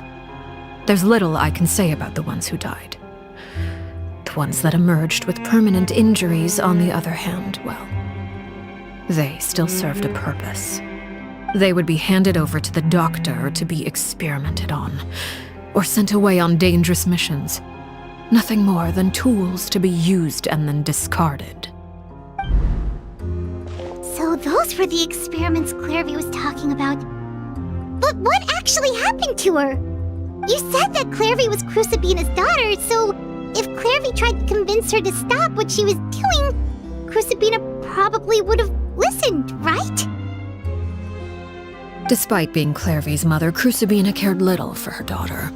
She forced Clairvy to join the House of the Hearth only as a means to demonstrate her own impartiality as a mother, to prove that she treated all her children equally. Clairvy did try to convince her mother to change her ways, but it was to no avail. After her efforts failed, the only other option was to rise up and try to fight back. Unfortunately, the other children had already been thoroughly indoctrinated into the illusion of happiness Crucibina had created. Of course, there was one exception. Someone Clairvy's age who knew the truth about the House of the Hearth. Her name was Peruere. Wait, the friend that Clairvy mentioned? Friend, huh?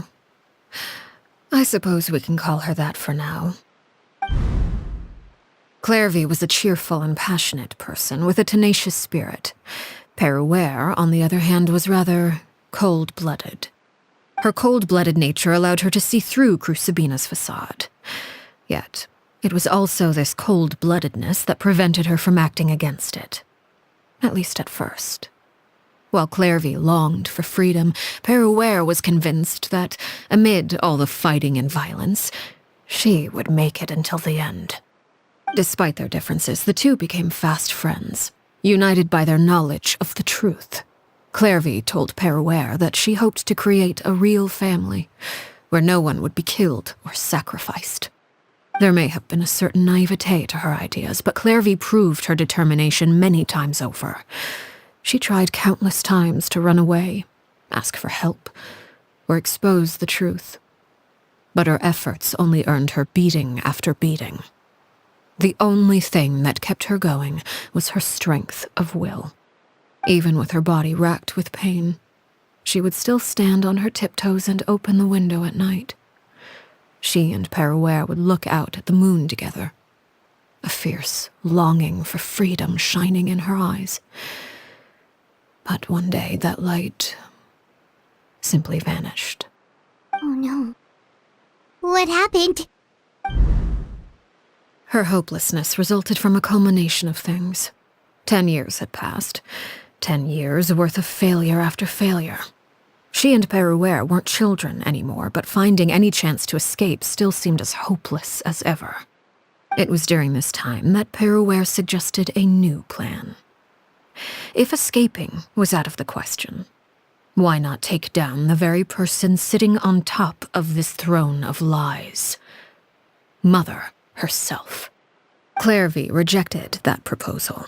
She claimed that, as a famous harbinger, Crucibina possessed an unimaginable amount of power.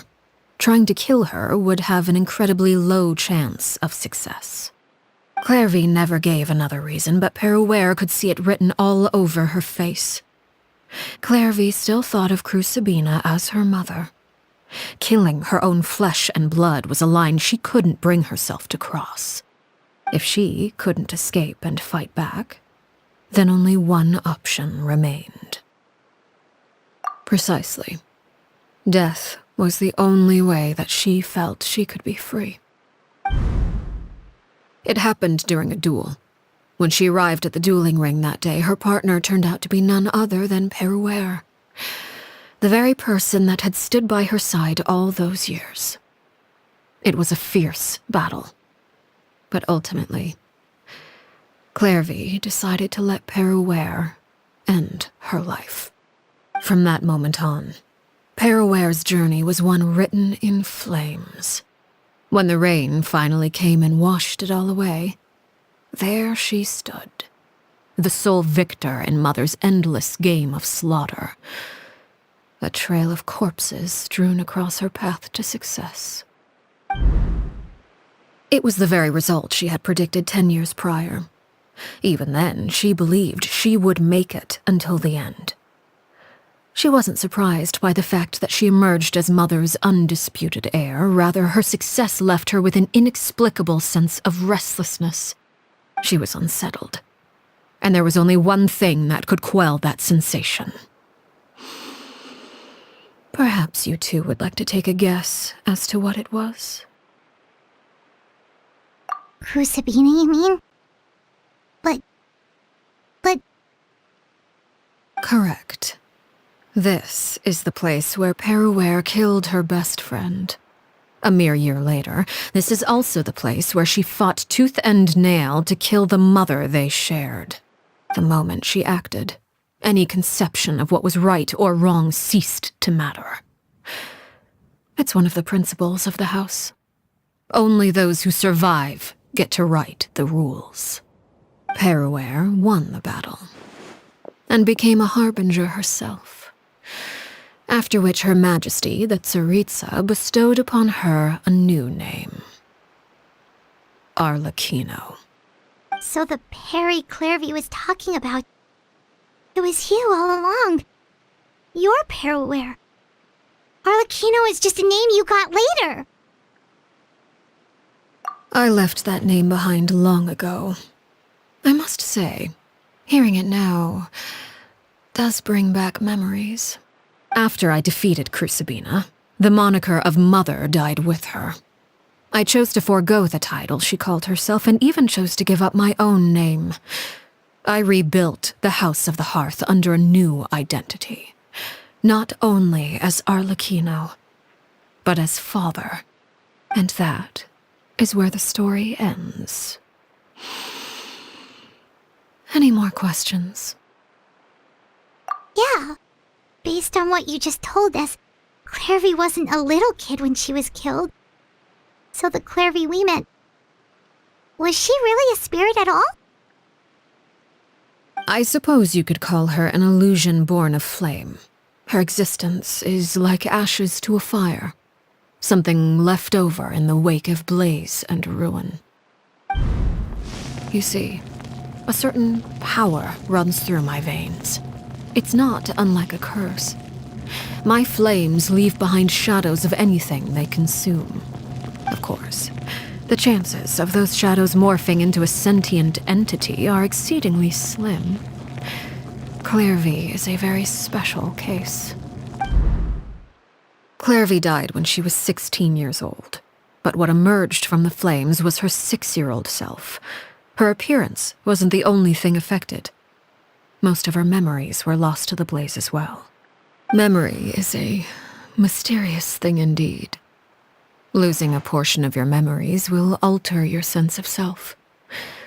Lose 10 years' worth, however, and it would be like living in the past. Like returning to a version of yourself that never grew up. No wonder Paimon got such a weird feeling when we were talking to her. Perhaps I should put it this way. Clairvy is someone trapped in time. It may seem like she exists with us in the present, but she truly lives in the confines of her own past. So if all of that is true, then you must have known about Clairvy for a long time. Indeed. She's a rather volatile and unstable entity. Sometimes she would look after the children. She's even saved some of their lives. But other times, she would hide from me and become obsessed with revealing the truth about the house to anyone who will listen. Shadows don't have the capacity to learn or grow. Any new information they encounter is quickly forgotten over time. Your attempts to expose Clairvy to sunlight. They failed, yes. The reason is actually quite simple. In Clairvy's mind, the house is impossible to escape, and it is this very perception that traps her there. But no matter. All I have to do is kill her again, and all will be resolved. I don't anticipate so much as a single speck of ash will be left behind this time. Wait! Paimon can understand why you might want her gone, but isn't there another way? So what if she's trapped in her 6-year-old self? She's still your friend! At least talk to her first! It's too late for that. She broke the rules, and now she must be punished. That goes for Filial and Nantoy as well. She's had quite the effect on them. I hope you understand. The difference between Crucibina and myself lies in our formulation of the rules, not our policy for enforcing them. Upholding the rules without question is a trait we both share, because that is how a household should be run. Is this really what you want to do? Whatever could you mean? Don't you want to say a proper goodbye at least? Whether as a killer or as a father, there are two things that must be avoided at all costs: anger and sorrow. Anger makes you impulsive. Sorrow causes you to waver. Well, it appears it's about time to proceed.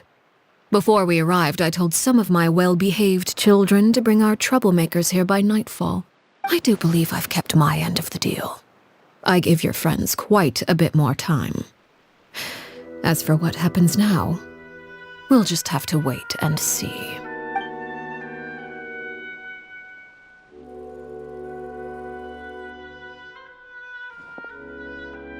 Here they are, Father. Ah, you gonna execute him? Seeing something like that would actually be a first for me. Winnie! I'm sorry. I heard about how you helped buy us more time, but I still failed.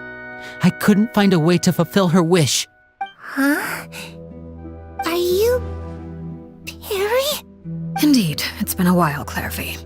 Perry! Shh, stay right there.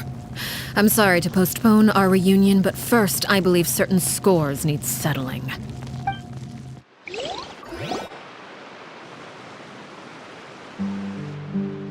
Father, let me explain. Out of my way. Father! You chose to conceal a threat to the house, and for that, you must be punished. Overall, however, I suppose your wrongdoing is hardly the most egregious of the bunch, so I'll deal with your punishments later. As for right now, the more pressing concerns are the traitors among us. By traitors? Do you mean us? Father, let me explain. We didn't mean to.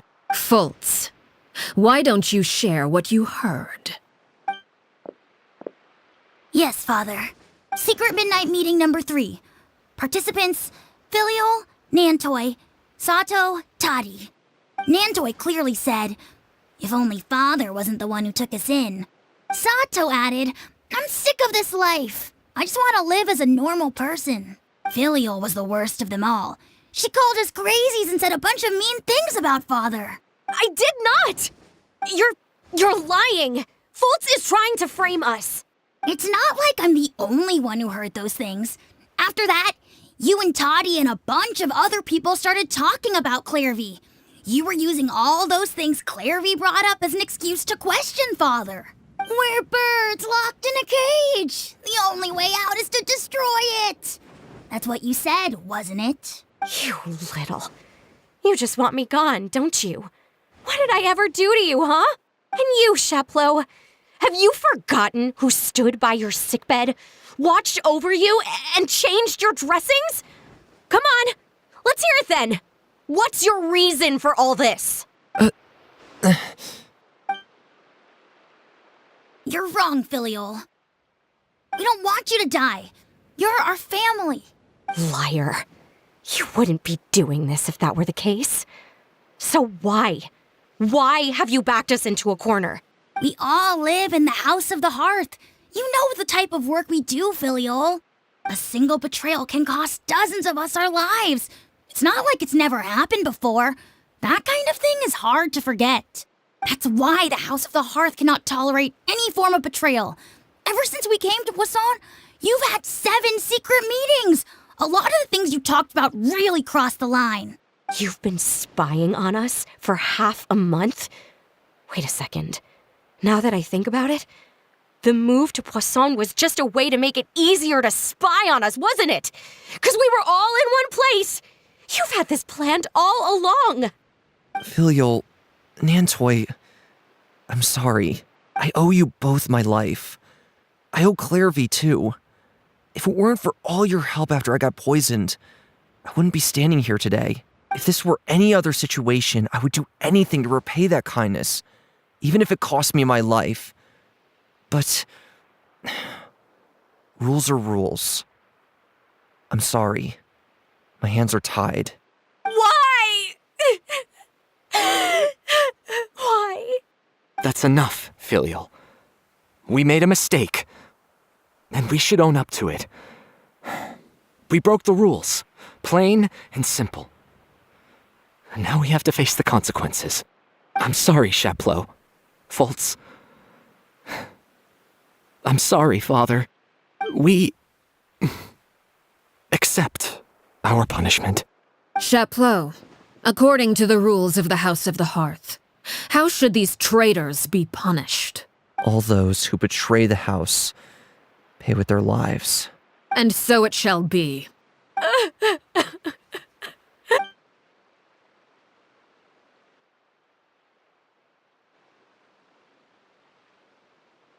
Father, please wait! Something you want to say, Linny? Please reconsider, Father. What Filial and the others did, does it really count as betrayal? We all come from broken families. From the very first day we joined the House of the Hearth, we wanted nothing more than to make it a real home. But the truth is, none of us know what a real home should look like. I'm not saying I have all the answers. All I know is this.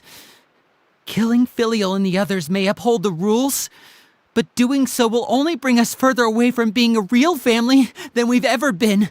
So please, Father, please reconsider.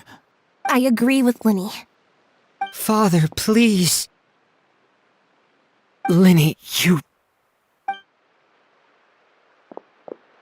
I also agree with Linny.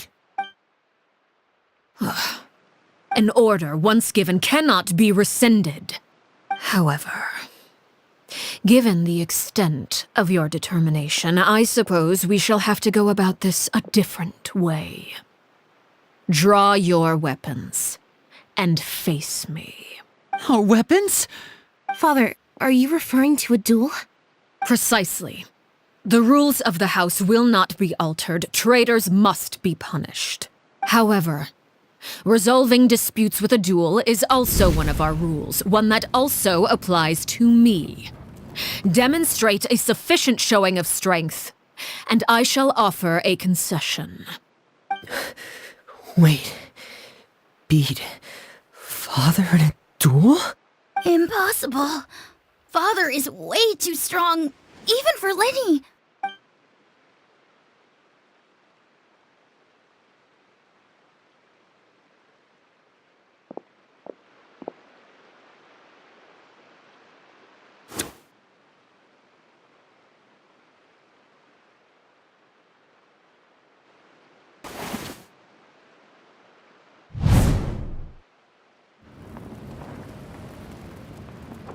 Did you hear that, Traveler?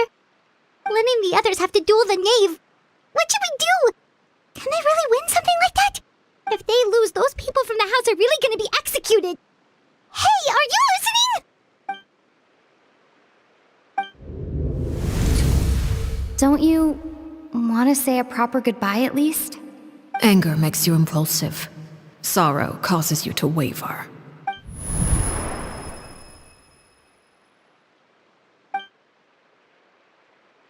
Oh, looking at that expression on her face, she seems really serious about this. Guess that means there's no chance she's throwing the duel on purpose, huh? When guests are around, families are often on their best behavior. And any disputes are less likely to escalate. When the time comes, make the choice that you deem most appropriate in the situation, and lend your help to the House of the Hearth. What's wrong, Traveler? Hey, where are you going? Traveler? You're asking to join the duel against the Knave? I'll allow it. We do have a ready-made dueling ring at our disposal, after all. All I would advise is this. Keep a firm grasp on your weapon, and give it your all. Any less, and you may just lose your life.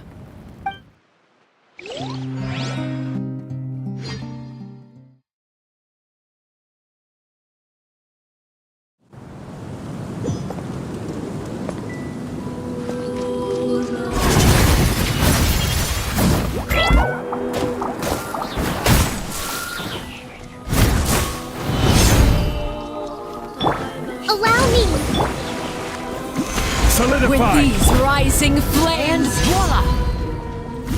Is it my turn now? Closer now.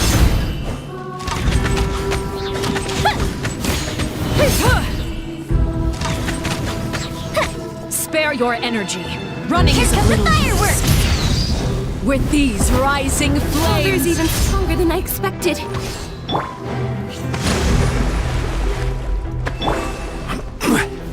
Gather! Spare your energy. Running is of little use.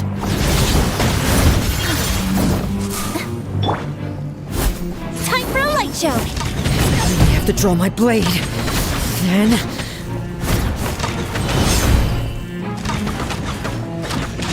With these rising flames.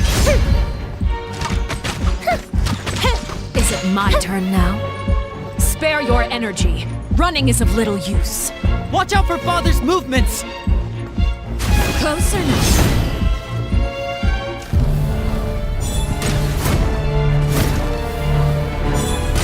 With these rising flames. Spare your energy. Running is of Over here!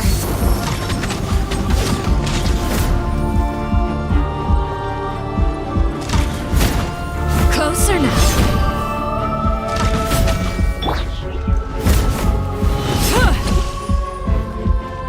Rest and rebuild!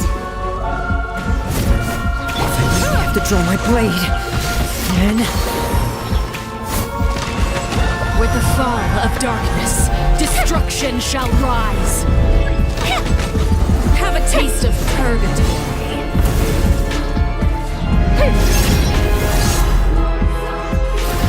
Watch out for Father's movements! With these rising flames, Oh, that hurt. Allow me. Stabilize.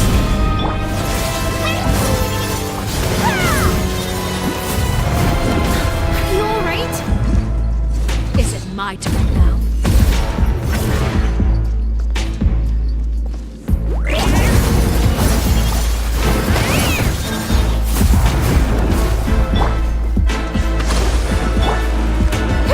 Spare your energy. Running is of little use. Try to pace yourself.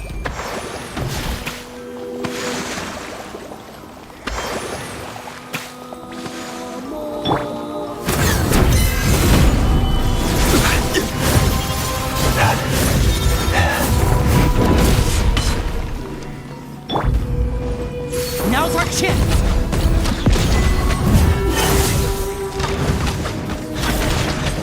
Is it my turn now?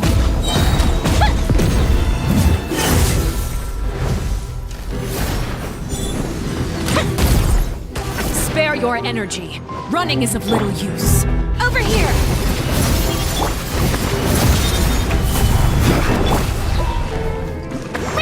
Is it my turn now?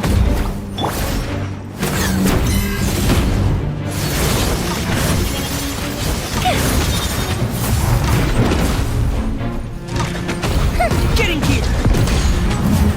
Not bad. You've proven to be a worthy opponent after all. Not bad. You've proven to be a worthy opponent after all. Stabilize. And voila! Spare your energy. Running is of little use.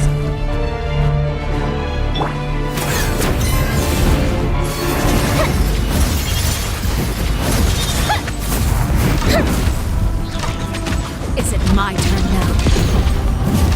Not bad. You've come here to be a worthy opponent after all. Spare your energy. Running is of little use. Not bad. You've proven to be a worthy opponent after all.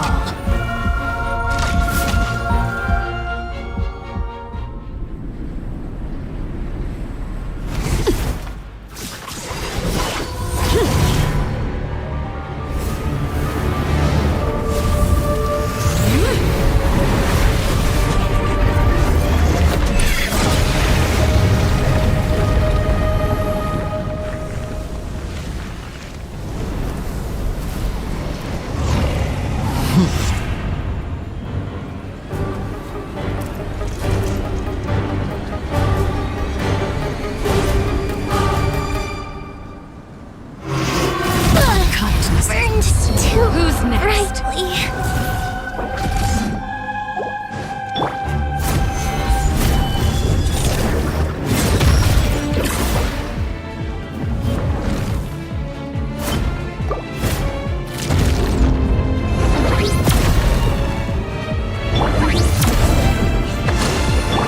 Now's our chance! Over here!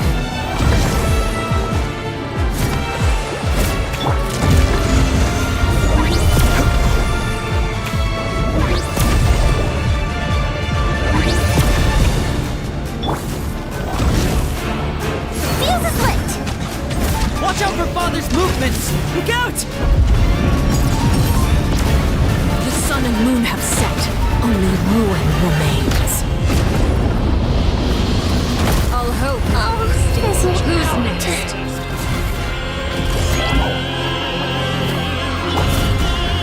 Now's our chance! Over here!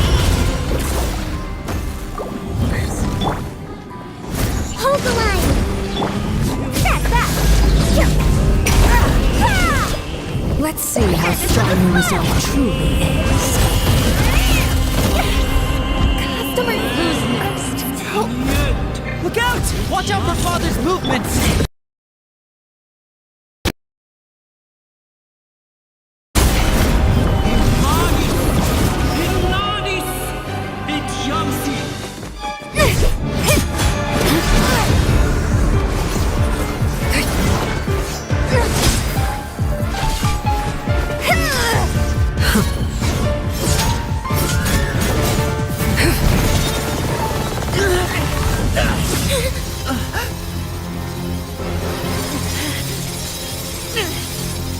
should know better than to crowd in one place.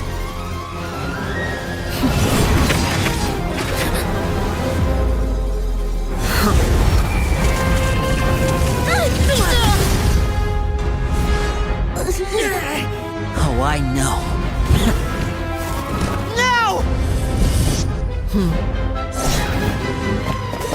I'm sorry, Father!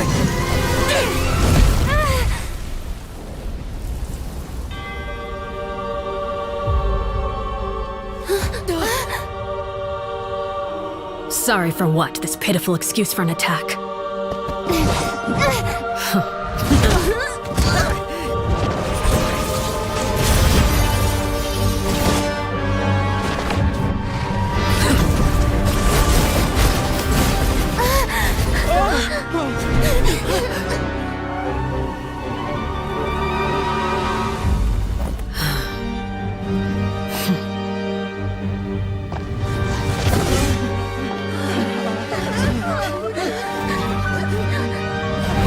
Father, no!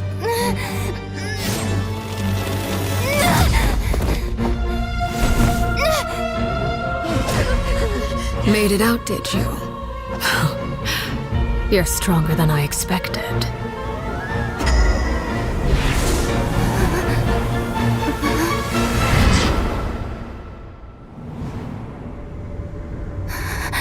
A crimson moon. I can't move.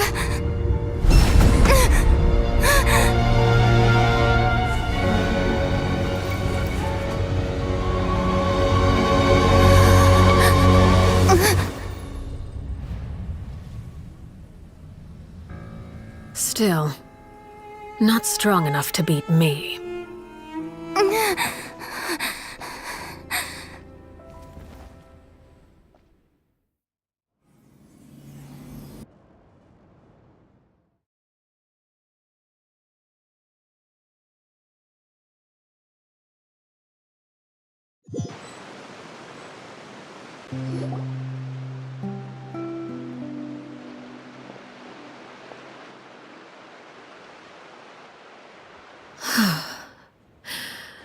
I believe we can end things here.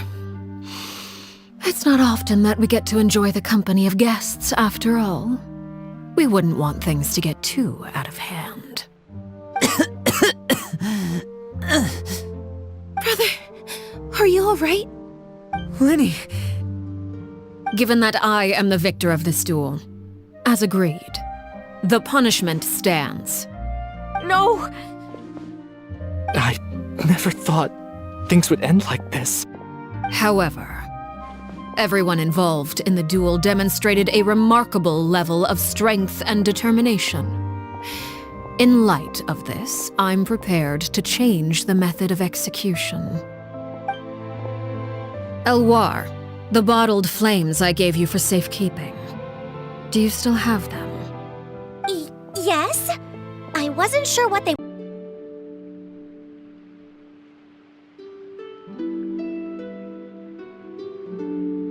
Bottled flames? Indeed. They're the product of a secret experiment. Under certain special circumstances, flames can be extracted from my person and preserved. Once ingested, searing pain will spread across every inch of your body. No harm will come to you physically, but your memories will be burned away. If you can withstand the pain. When you awake, you'll have forgotten everything you know about the House of the Hearth, and will be expelled from the organization. In other words, administering this concoction will kill the version of you that grew up in the house, and give you a new identity.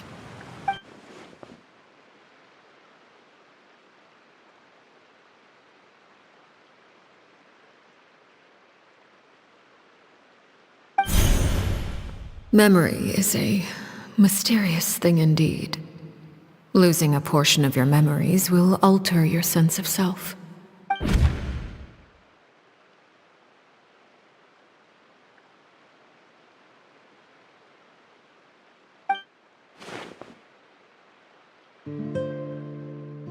So, You're just letting us go, Father? You misunderstand. Memories are extremely important. Once consumed by flame, the version of you standing before me will die, and our secrets will die with you. So no, I don't intend to just let you go, because the person who survives will be nothing but a stranger. Even so, I won't have to live in fear anymore. I'm sorry, Father. I'm sorry I let you down. But I really... Don't cry, Filial. You haven't left the house yet, so there are still rules to be followed, yes? Remember what I taught you. Anger makes you impulsive, sorrow causes you to waver. Don't let yourself be controlled by your emotions. Of course. I'll remember. Dry your tears, and go pursue the life you really want. Yes, Father. Chaplot, Foltz, Elwar, take them back to Poisson. And bring Lenny and the others as well. I prepared 3 extra vials of bottled flames. As for whether to take them, the choice is yours. Goodbye, children. The next time we meet, I will no longer be your father. Thank you for all you've done for the house. I hope you have bright futures ahead of you.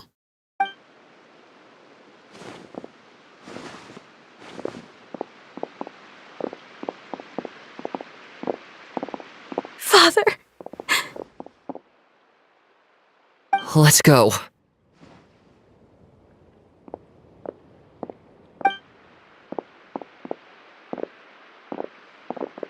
Here, grab my arm, Lenny. I'll help you walk back. Thank you.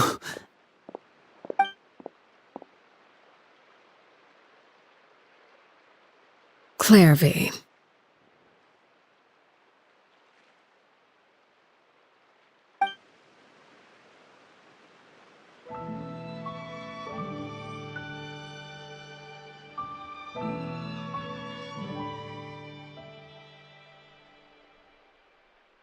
Can we talk now? I've been waiting for a super long time. You really are Perry, aren't you? I haven't seen you in so long. How come you're all grown up? Wait, did I somehow travel to the future on accident? Or am I dreaming?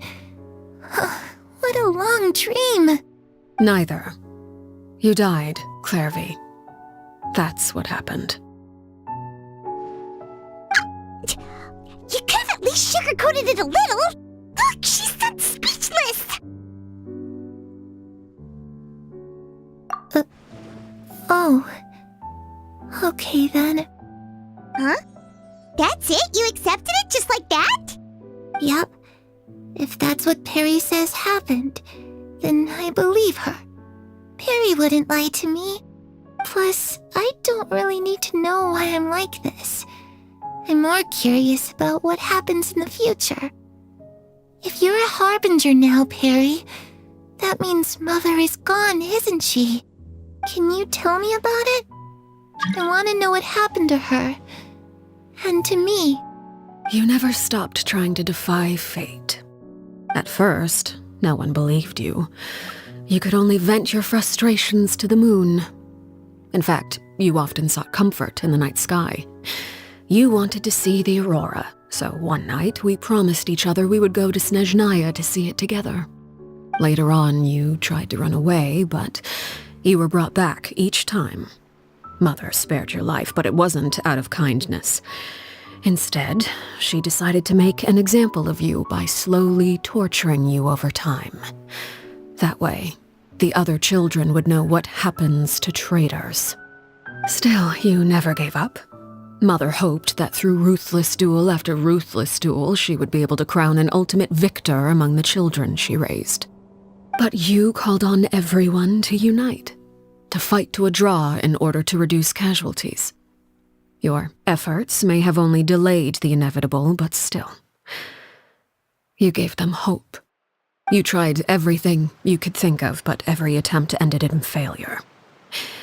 Still, you never turned your sword on Crucibina, and you never turned it on me.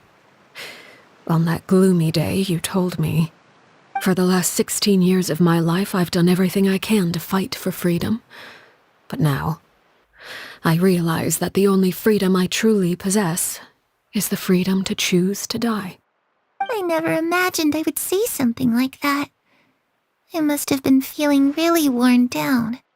But somehow, I still think I understand. According to Mother's plan, only one of us was going to make it until the end. And I always hoped that person would be you. If I could do it all over again, I still don't think I would make a different choice. Even when I first met you, I knew you'd be able to do what I couldn't. Is that so? Even now, I'm not sure I truly understand what kind of freedom you are trying to pursue. But as the head of the House of the Hearth and as the children's father, I've tried to give them the most basic of freedoms. The freedom to choose their own fate. It's something I discussed with the Eudex of Fontaine. The children who want to leave the house will have their memories wiped clean of all secrets pertaining to the organization. In return, they will be allowed to live a normal life in Fontaine without being prosecuted for their past. Of course, I won't simply hand freedom to them on a silver platter. They have to fight for it and prove themselves worthy of it. Only freedom that is earned has true value. That's more than enough. That's exactly the kind of life I was fighting for.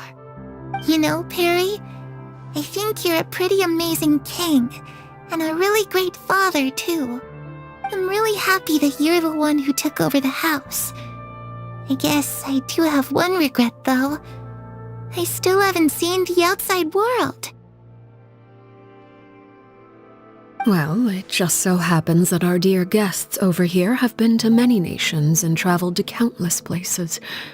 Perhaps they would be willing to tell you what the outside world is like. Really? Of course! We've traveled all over the place. We've got so many stories, we could probably talk your ears off for 3 days straight.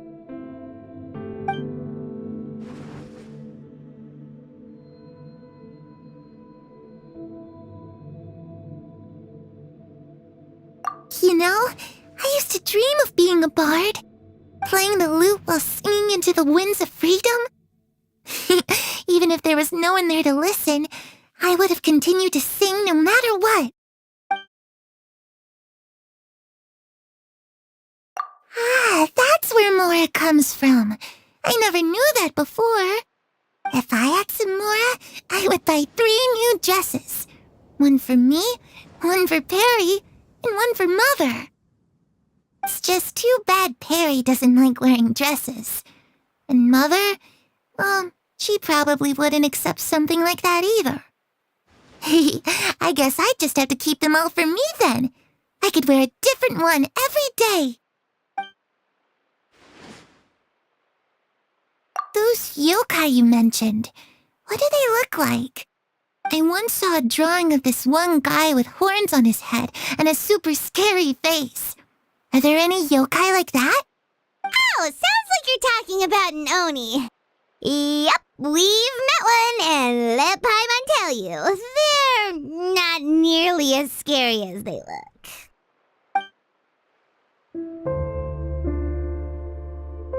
I was always too afraid to skip Mother's fighting lessons. But at the academia, I bet you could do all sorts of secret things in class. Things that have nothing to do with studying. I'm just kidding. Being able to study whatever you want without having to fear for your life actually sounds pretty great.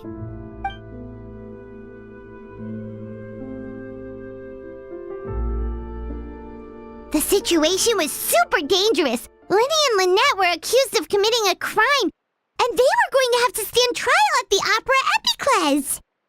Oh no! That must have been hard for all of you. What happened next? Don't worry, we were able to turn the situation around super quickly, all thanks to Detective Paimon, of course. How'd you do that?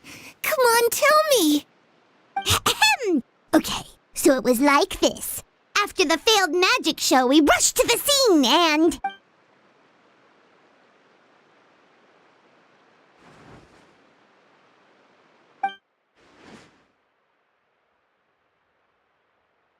Shadows don't have the capacity to learn or grow. Any new information they encounter is quickly forgotten over time.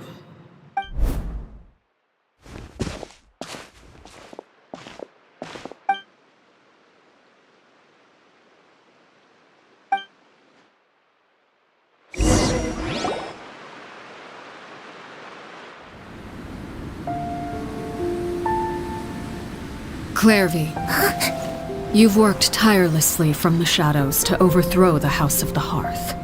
Now, by my authority as the Knave, I shall announce how this matter ends. You are hereby expelled from the House of the Hearth. You are no longer tied to this place, nor are you bound by its rules.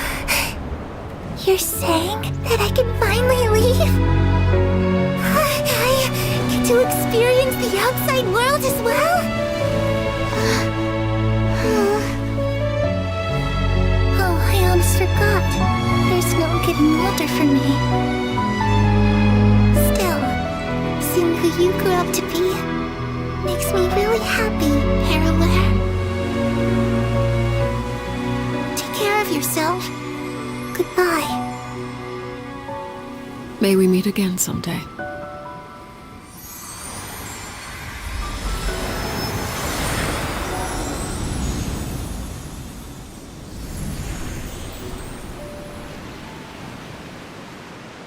Clairvy. She left so soon. Paimon didn't even get to finish her story. I also have certain sentiments left unsaid. I wanted to tell her that the aurora I saw in Snezhnaya was just as beautiful as the ones in the pictures. But a shadow's memories reset at dawn. Had we delayed any longer, we wouldn't have had the time to say goodbye. Whatever regrets may linger, let them be lost to the coming of a new day. Father? It's Linny! Hey, Linny!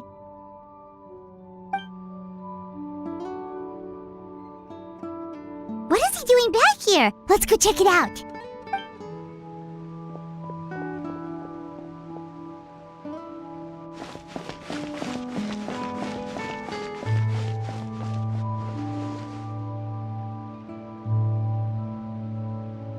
Father, the bottled flames have been administered. Filial and the others have left the house. And you? What have you decided? Thank you for giving us that choice, Father. But we never wanted to leave the house. It's the only home we've ever known. Lynette and Fremine feel the same way. They're recuperating back at the Hotel Bouffe d'été. But I decided to come back and tell you where we stood. I'm sure you're well aware of the expectations I have for you. I want you to follow in my footsteps and become the next king of the house. Yet you seem to have different ideas. I must admit, I'm rather surprised by your decision to stay. There's nothing wrong with choosing to live a quiet life. Leading this organization is a heavy responsibility, one not so easily carried by someone forced onto the throne. I just never understood what you saw in me. What made you believe I was deserving of that throne? You're brave, talented, and, most importantly, you cherish your family.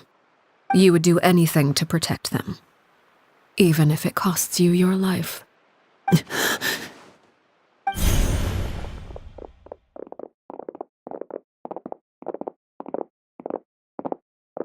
Speaking up back there was so brave of you, Linny. It's all thanks to you that we were able to convince Father to back down. You're a hero, Linny. Hero? Father is the real hero. Had Father gone all out during the duel, there's no way I would have walked away with my life. She must have had it all planned from the beginning, from the very moment she suggested a duel. I'm not deserving of that title. I'm not strong enough or smart enough. You're wrong. In my opinion, all you need to be deserving of the throne is conviction and the necessary strength to act on it. We may have different ideas of what it means to be a family, but you can hardly be said to lack conviction. What you truly lack is strength. For someone of your talent, though, that's something that will come with time. Even without that strength, you still chose to face me in a duel, even though the odds were stacked against you. That capacity to honor your convictions is what I truly see in you. Father. No one knows what the future holds, what tragedy or triumph may be in store. Being at the head of this organization requires the strength of will to face whatever comes. Caution will only hold you back. If reaching a certain standard were required to go after what you want, I would never have succeeded in killing my predecessor. Back then, there was still a considerable gap between our abilities. Strength may decide the ultimate victor, but those who let a lack of strength dictate their decisions or undermine their convictions will never be worthy of the throne. I understand, Father. Thank you. Children must grow up to surpass their parents. Only then can a family continue to flourish. The road ahead is not an easy one, so I'll ask you one last time. Are you certain you want to stay? You've done so much for me, Father, and that kindness must be repaid. Plus, with Project Stuja at hand, there are many dangers ahead, and I, for one, don't intend to back down. Protecting my family at all costs. That's my conviction. Then you're welcome to stay. As for Project Stuja, you need not be too concerned. If those cowardly businessmen and heartless dignitaries try to take us down, I'm prepared to teach them a lesson. Having members who longed for the light was our organization's last weakness. With those members no longer among our ranks, the House of the Hearth is like a spider hiding in the shadows. We need only wait for our prey to come to us. At present, our imperative is to use their plan to our advantage. In doing so, a crimson moon shall rise amid the frigid blizzards of winter. No demonstration of loyalty shall go unrewarded, and no sacrifice shall be in vain. As for the two of you, whether we meet again as friend or foe, I'll remember the camaraderie we shared in this moment. No matter how arduous the journey ahead, I hope we both reach our desired destination.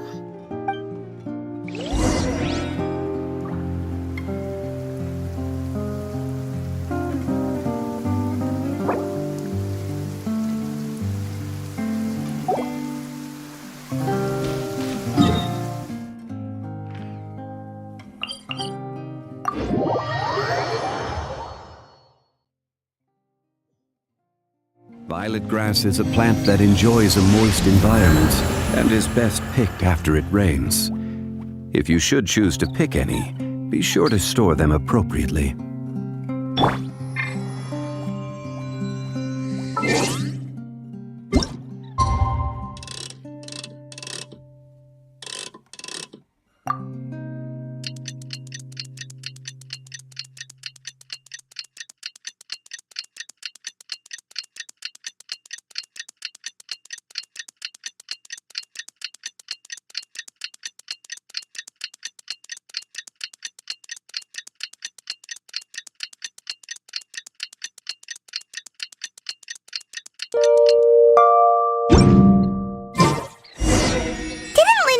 Lynette and Fremine were recovering at the Hotel Bouffe d'été?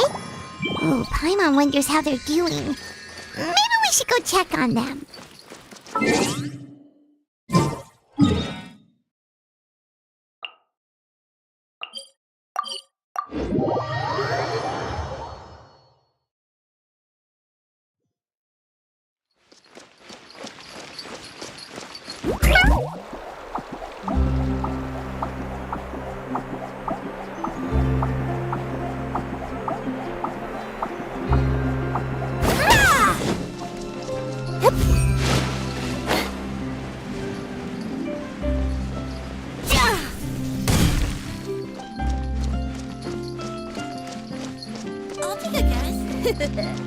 Take a guess.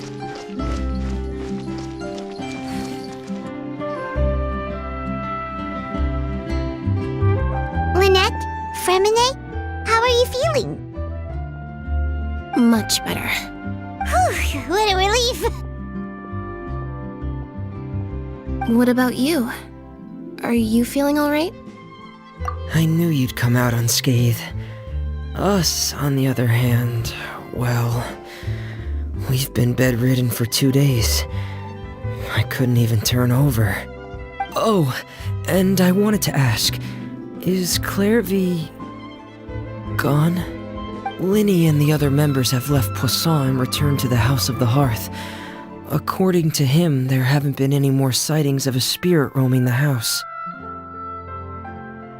I see. I'm glad. Father came to check up on us 2 days ago and told us about what happened with Crucibina and Clairvy. Actually, I've met Crucibina before. Wait, what? You've met the former knave? Crucibina died a year after Clairvy. It was during the year between their deaths that I joined the House of the Hearth. Crucibina had an extremely cruel and radical way of doing things. While she was alive, the atmosphere in the house was suffocating. When I joined, though, the experiment she valued so much had already come to an end, and all the people involved, dead and injured alike, were gone. Crucibina never talked about the past with us newcomers. A couple of months after I joined, Father killed Crucibina and burned all her files. With that, the names of all the people subjected to her experiments, Clairvy included, were lost to the flames, along with the painful memories they represented. Father took in Lenny and me a couple months after that, but she never mentioned anything about Crucibina or Clairvy. It really seems like something she was planning to keep to herself. The last time you talked to her, did she mention why she kept it a secret for so long? She said she didn't want us to be affected by the darkness of the past. She was worried we'd develop a false sense of gratitude towards her if we knew about it. The foundation of a family should be free of any corrupting influence. Whatever happened in the past, it has nothing to do with who we are now. And that's what Father told us in the end. But I still thanked her for everything. It was only after hearing about what Crucibina did that I finally realized how insignificant our lives could have been. The members of the house meant nothing to her. To say that she valued them in any way, even just as a tool, would probably be giving her too much credit. If Father hadn't taken over the House of the Hearth, I probably would have already... Father rarely brings up the fact that she saved us. She doesn't believe that being indebted to her should be what ties us together. But even if we didn't owe her anything, we would still choose to stay. Because this is our home. We may have arguments or times when we feel wronged. Some people may even choose to leave. But as long as Father is here, we will always have a home. Whether the path before us is bathed in sunlight or shrouded in shadow, we'll follow Father wherever she chooses to go. So I wanted to say thank you for helping us make it through this crisis. Without your help, we could have lost a lot more along the way. Oh, we didn't do anything, really. Of course. You're welcome anytime. Are Filial and Nantoy okay? I actually saw them at a cafe this morning. They didn't recognize me. From what I could tell, they were drinking coffee and talking about one of the operas that started running recently. They seemed happy. If I had to take a guess, I would say they finally found the kind of life they always wished for.